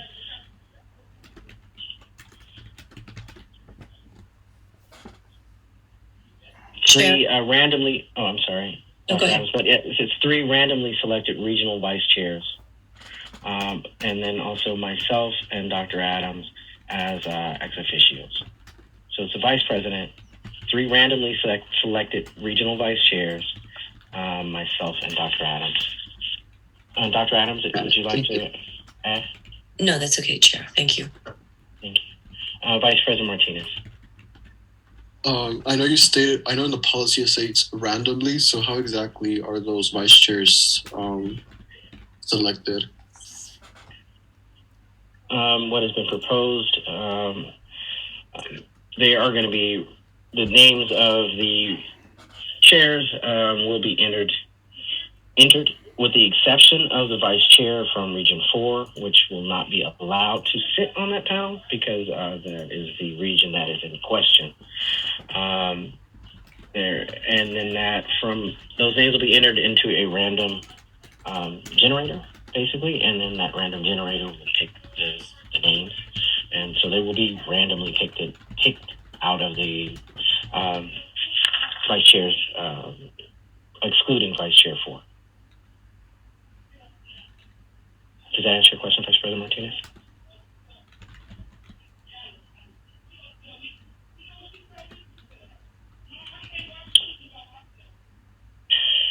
And once again, this is by our policy. It is nothing personal. It is just proceeding by our policies. This is the next steps.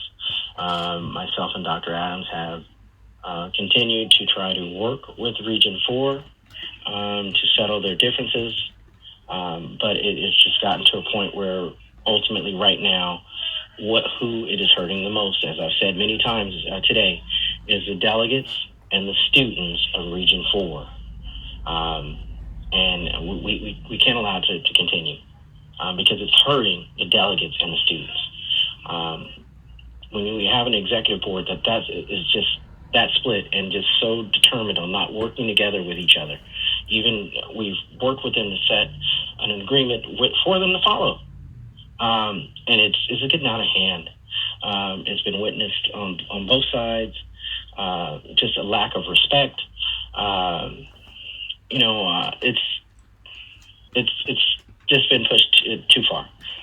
So we have to take action on it. We will be looking for a motion to convene the accountability panel to look into the activities of Region 4. VPRA sorry about that. VPRA Dominguez, you recognize. Thank you. I had a quick question. So the intention of the panel is to possibly issue a article of removal, or what's the intention behind it? Is it just to diffuse tension that's happening right now, or is it the end goal, or not goal, but you know what I mean? The intention is to issue a AOR. Generally, there are AORs that are either initiated before or initiated during the process. The intent of the accountability panel is to look at the events from an impartial viewpoint, and then make suggestions on what should be next steps or what removals should take place. And then that is forwarded, I believe, to the board of directors for a final decision. Thank you, Chair. May I ask a follow-up? Yes. So do you think that this panel will it be on the February BOD or March?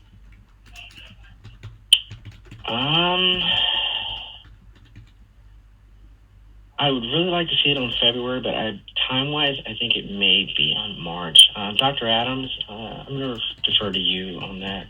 If it's approved, do we have time for it to be on the February agenda? No, Chair, because there still needs to be the work of the committee to do, pull together.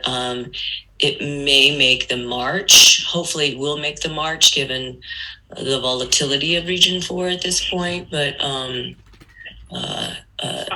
March.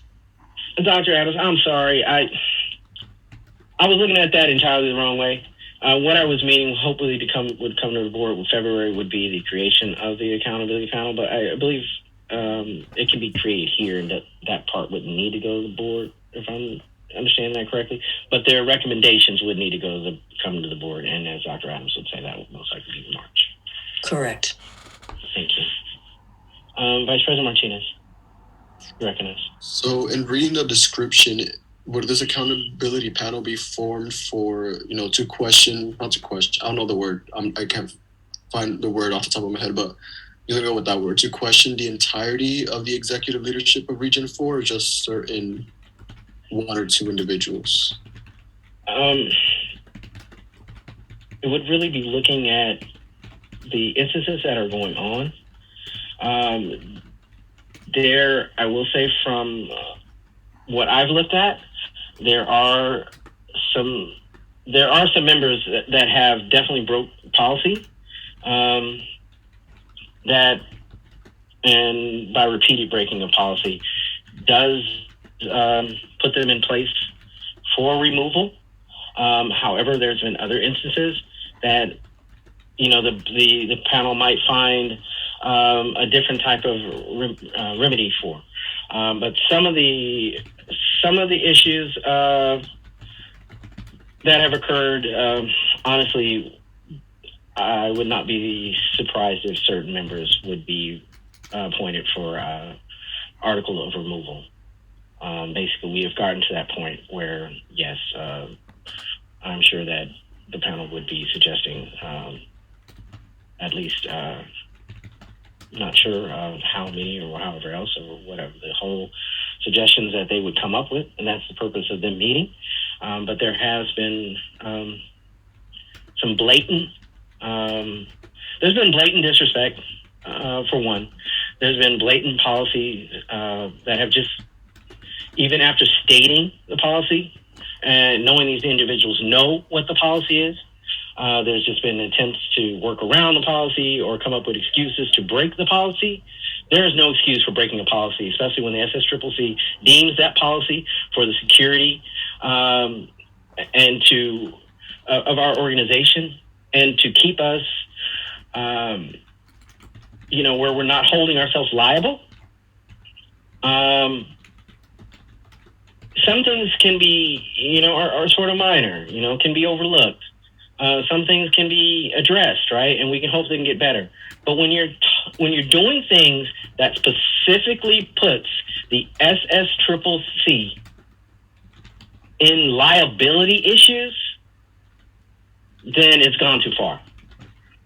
So I would suggest that those that have known that they have been putting the SSCCC in liability issues, continually breaking policies, even after they've been told not to break those policies and explain what those policies are, then I would expect that they should expect to be removed.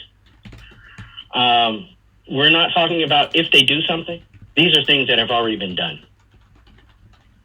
And so now it's time for us to go back to our policy, hold them accountable for their actions that they've already done, and go from there. Vice President Martinez. So I know that the accountability is not one of our traditional working, internal committees, but from what I'm hearing, it's structured to one of our committees. The chair would still be required to remain impartial throughout the duration, correct? Correct. It's just like a regular committee. Thank you. But they will be looking at some issues. And I will say that there has been some policies have been broken repeatedly. One of which I have no problem mentioning because we all know the policy. As when a chair of a meeting, you are not to record your meeting. It's against SSCCC recording policy. That policy has come from by our legal advice from our attorney, which is why it is there in place. I know there have been members that have been asked not to record their meetings and have still decided to do it. And it's a blatant disrespect for policy, a blatant disrespect for the rest of the students. It's a blatant disrespect for SSCCC. That's just one of the issues. There's quite a lot of other issues. That one is right now is at the top of my mind because it puts us at specific risk of liability. It puts us our organization at harm. Dr. Adams, please chime in. I just would encourage the chair not to speak anymore on this issue and call for a motion. Thank you. I'd like a motion on this item, please.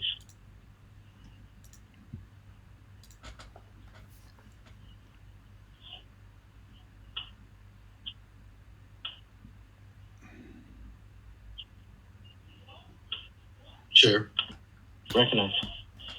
I move that the accountability panel be formed with the vice president as the chair and 3 randomly selected regional vice chairs, and to be forwarded to the February Board of Directors.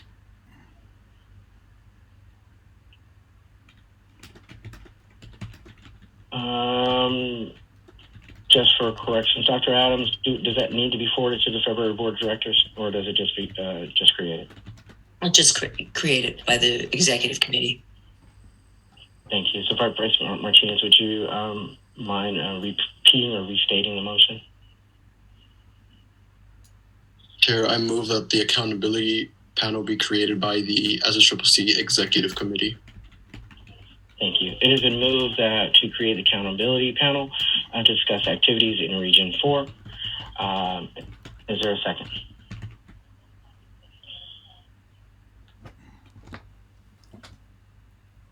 Second.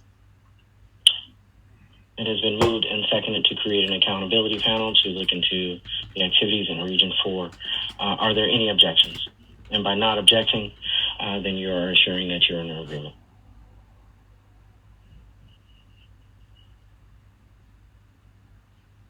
VPRA, you're recognized. I just had a question, but I'll wait for after the motion passes. Thank you. Are there any objections? Hearing and seeing none, the motion passes. We will convene the accountability panel. VPRA, you're recognized. Thank you, Chair. I just had a quick question. So my only concern is that, given, Dr. Adams said the volatility of, how the region is right now, I do kind of fear for, those members of the panel a little bit. I don't know if I'm wrong to say this, but I just, I'm wondering if there's, a system in place to, keep them from, attacks, if that makes sense. There is. Okay. They're going to review in closed session. Okay. So, yeah, they're going to review it in closed session. So there shouldn't be, exactly, it'll be done in closed session. As was stated earlier, for this topic, LAD 4, we will not be hearing from the public on this. Vice President Martinez, you're recognized. Thank you. Just to echo off what VPRA just said, I know the panel will be meeting in closed session. And in terms of perceived attacks to those members, would their identity, the regional vice chairs, the randomly selected ones, would their identities also be concealed or will that be known publicly? I'm going to defer to Dr. Adams. I believe we can keep those. I'm not sure if we can keep those names secret or not. Dr. Adams, can you give us some information on that? No, I would not. We would not keep them in secret. That would actually open us up for more attack if we kept them secret. I think that we'll share with the vice chairs the situation and then allow them to choose if they wish to participate or not. Okay, and then those what I was referring to is I know their proceedings are in closed session, but I'm sure we'll discuss that further, of how we need to disseminate the makeup of the committee. Yeah. So, Vice President Martinez, I hope that answers your question. But just overall, that's almost something that we shouldn't even really have to think about, right? I mean, if we're all doing things by policy, doing things in the best practices, one, we wouldn't get to this point. But then two, to have the thought that people sitting on this panel would, wouldn't be safe. I mean, we shouldn't even be at a point like that, right? Right? We shouldn't be at that point. So I think that all just speaks to the level of the volatility that's in Region 4 and just really strengthens the foundation of why we need this accountability panel to exist. I don't think there's anything else that really needs to be said on this topic. If we can move on, unless there's any objections. I saw a hand briefly. I'm not sure where that hand from. Vice President Martinez, you recognize. Sure, I have one more final question, then we can move on. Did we establish who the chair of that panel would be?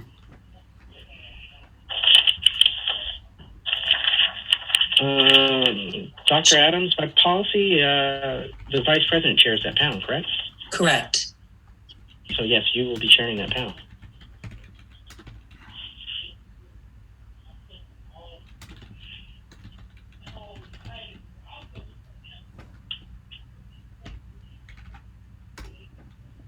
But VPRA, I hear your concerns, and I will discuss that with Dr. Adams and VP Martinez to assure the safety of our members that will be on that panel. Which honestly, to me, it's just a sad day in SSCCC when we even have to worry about something like that. It's not the SSCCC that I know. But we need to move on.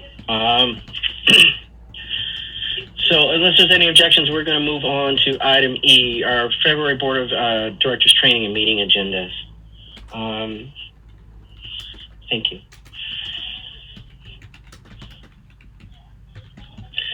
So for our training, is a pretty simple layout. I think you all are pretty familiar with it as we've been doing our strategic planning. So I think this is something that you're familiar with. Are there any questions on the training agenda?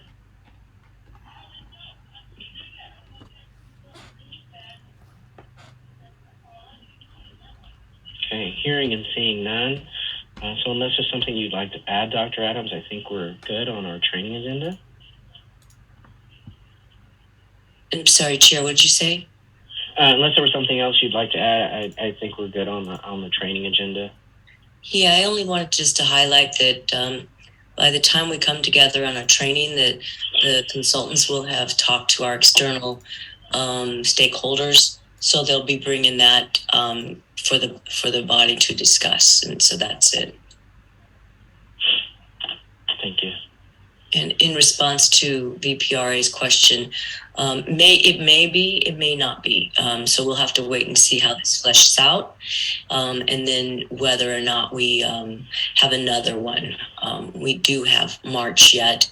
I'm hoping that we can tighten it up now so that we could take action in March and send it forward to the body for review before GA. But if that's it, I'll just move to the agenda, Chair. Thank you.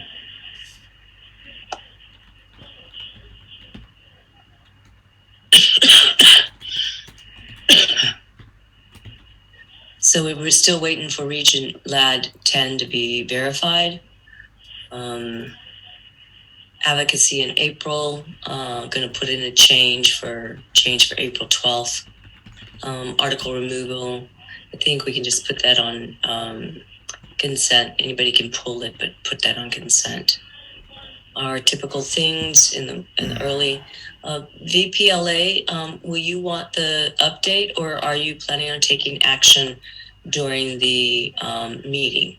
We will be taking action on bills, so Okay. please, if you could change that, thank you.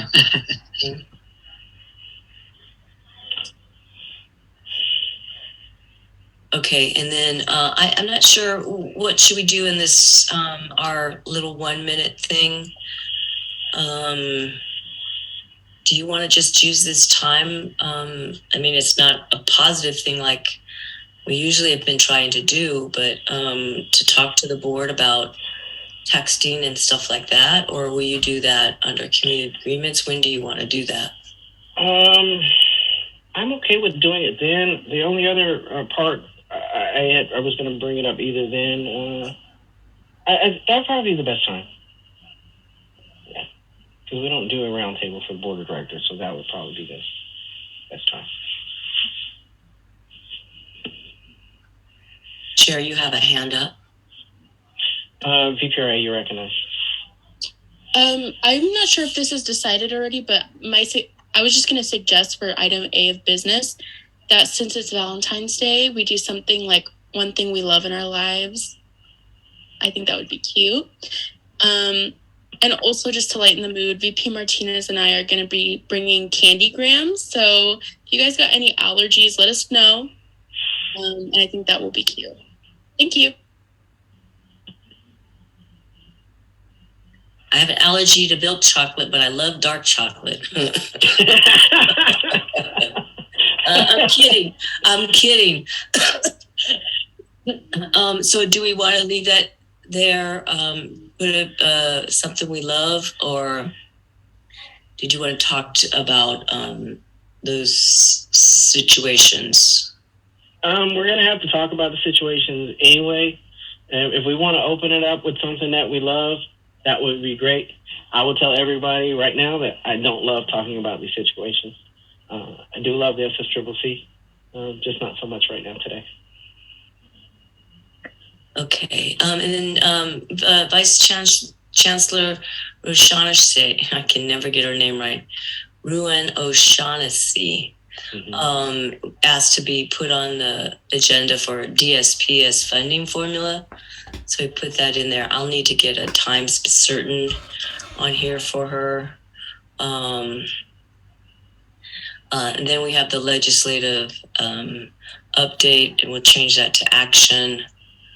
Then we have the Board of Governors student nominations. I don't know if you guys all saw, but it opened up the Board of Governors student nominations. We'll hopefully get some social media out next week on that. Then General Assembly, and I did change the action VPRA to an update on the planning for the general session and take action on holding a reception. I need to finish that. And then the resolutions, I wanted to bring up, and I'm not sure, I put my name here, VPLA, because I've noticed that there's resolutions coming forward that should not be coming forward. It's resolutions that are coming forward that we can already do and actually have to do with the internal workings of the SSCCC. So it's rather embarrassing that we have one of our representatives taking a resolution to the body to ask us permission to do something in internal committees. That's just not appropriate. They have a venue to do it right now. And so I just want to clarify. I know it's probably too late at this point, and I'm not sure if it's too late just not to say anything, or to say something and then make sure that we say something in advance next year. I don't know. I'll seek advice from this group. And then that's all I have for the agenda. Dr. Adams, I think it would be okay to say something and not wait around. Some of the resolutions that have come forward are asking for, seem like that we're asking ourselves to do things that we're already empowered to do. So to me, it shows either a lack of understanding of our operations or just a lack of understanding of our policies. But yeah, it should be addressed. The resolutions should be the times for the delegates and SBAs and students to bring forth their issues and guide our work, not us debating what we need to do or for us internally. Those are things that we do at board meetings and regional meetings and things of the such. So yeah, I think there probably needs to be some clarity brought to that. VP Martinez, you recognize. Thank you, Chair. I was hoping to hear from the committee. I know last year when we had our student forum series, we made it mandatory for directors to be in attendance. Take into consideration that the Native American Student Town Hall is coming up and the disability webinar, that was a resolution. I'm concerned about low turnout, just from student leaders or just students in general. So I was hoping if it might be like a good idea or something to consider to possibly make those two events, since they're board events, not regional events, those two board events mandatory for directors to attend if possible. I'm going to ask, are they going to be given in webinar format? Yes, the disability webinar will be given in webinar format, and then I also believe it's the same process for the Native American Town Hall. Dr. Adams, correct me if I'm wrong. Correct. So I definitely understand the importance of having students there and showing support. The only question I would have is that if they're in webinar format, the participants are not going to be able to see the contents or how many people are there in attendance. Not that sways it either way, but I'm just thinking by us making it mandatory to attend the webinar, when if there's just one student in a webinar, we're still, you're not really going to, the people are not going to know, and the webinars are going to, from my understanding, would be recorded for future use. So, Chair, but totally up to everyone here at this committee. Yes, Dr. Adams.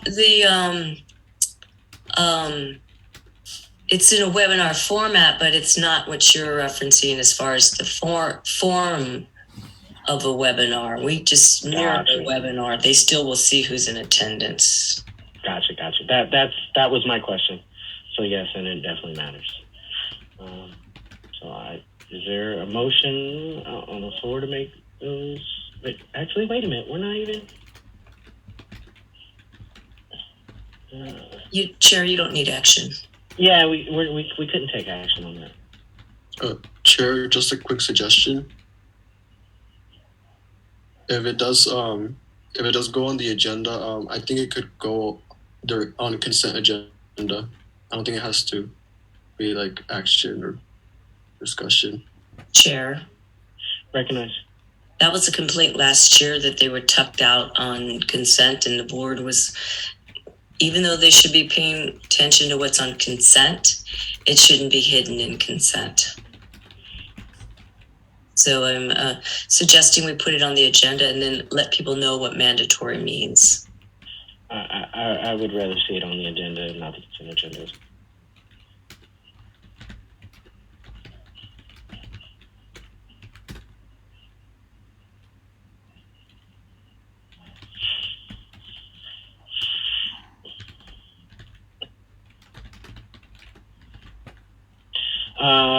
VPRA, and then we'll go to VPLA. Thank you. I just have two requests. One of them is the elections policy that was approved in RAC on the 23rd and to be forwarded to the BOD. So I think that can go on consent. And then the other thing would be toolkits, since based on the last January BOD discussion, it was asked the toolkits to be forwarded to the board of directors again.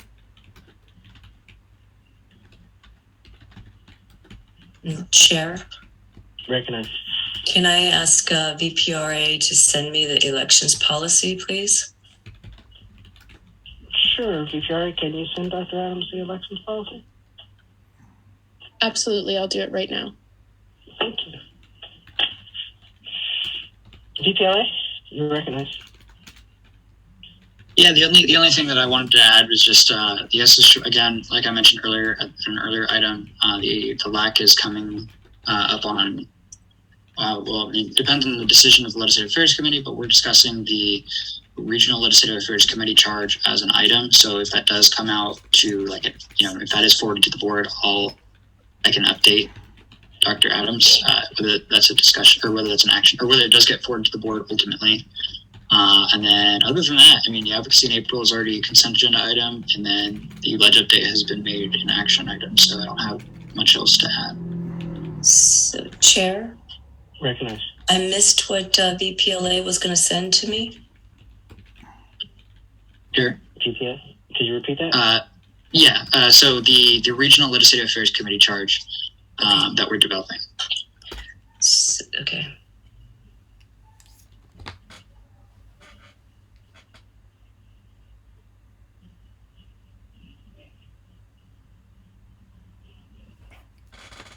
Okay.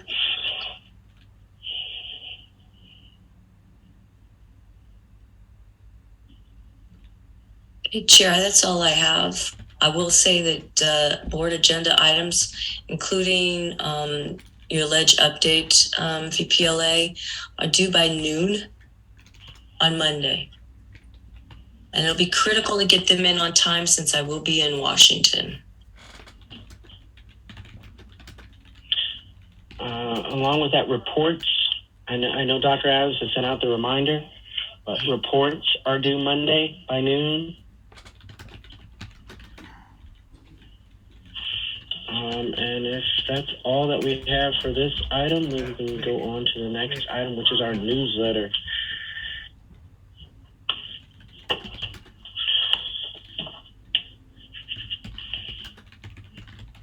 So, Chair, Yes. I only have for the newsletter, of course, GA, the BOG student member, our shout out to our host college last month, which VPC will create. She's already volunteered. I don't know. It would be nice. Let's see. This is February. I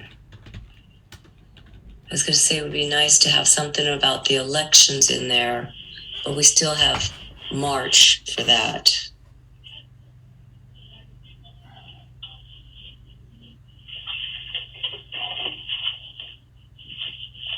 Anything else for the newsletter? Anyone like to add anything for the newsletter?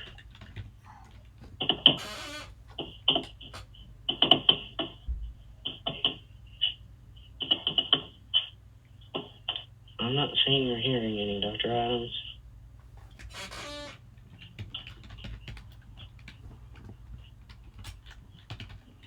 So no one has anything they want to add to the newsletter?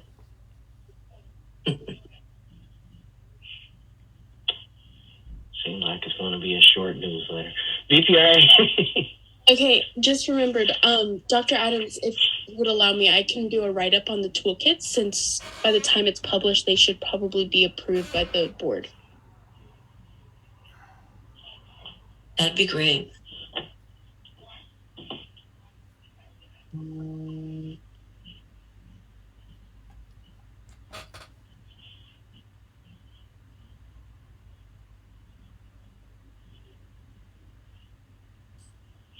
That's all, Chair. All right. Well, if that is it, then we will proceed to adjourn. Unless there is anything else anyone would like to add, unless there's any objections, we will adjourn this meeting at 12:16. Are there any objections to adjourning at 12:16? Hearing and seeing none, this meeting is adjourned at 12:16. Thank you all for coming. We've got a lot to do. Let's all get it done together. Bye, everyone. Have a great weekend. Bye, everyone. See you guys. Bye, everyone. Board of Directors. Bye, everyone. Bye, everyone. Dr. Adams, Yeah, real quick, yeah. can you check this link out and see if that is good enough? They said they'll give us their whole upstairs, so it'll be like a private party, and they don't charge us for it, and that's their menu. The first thing I pulled up was the drink menu.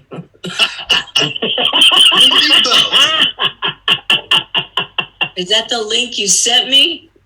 Nope. Don't make me laugh, whatever you do. No, I'm sorry. But it's like Mexican food. It looks pretty good.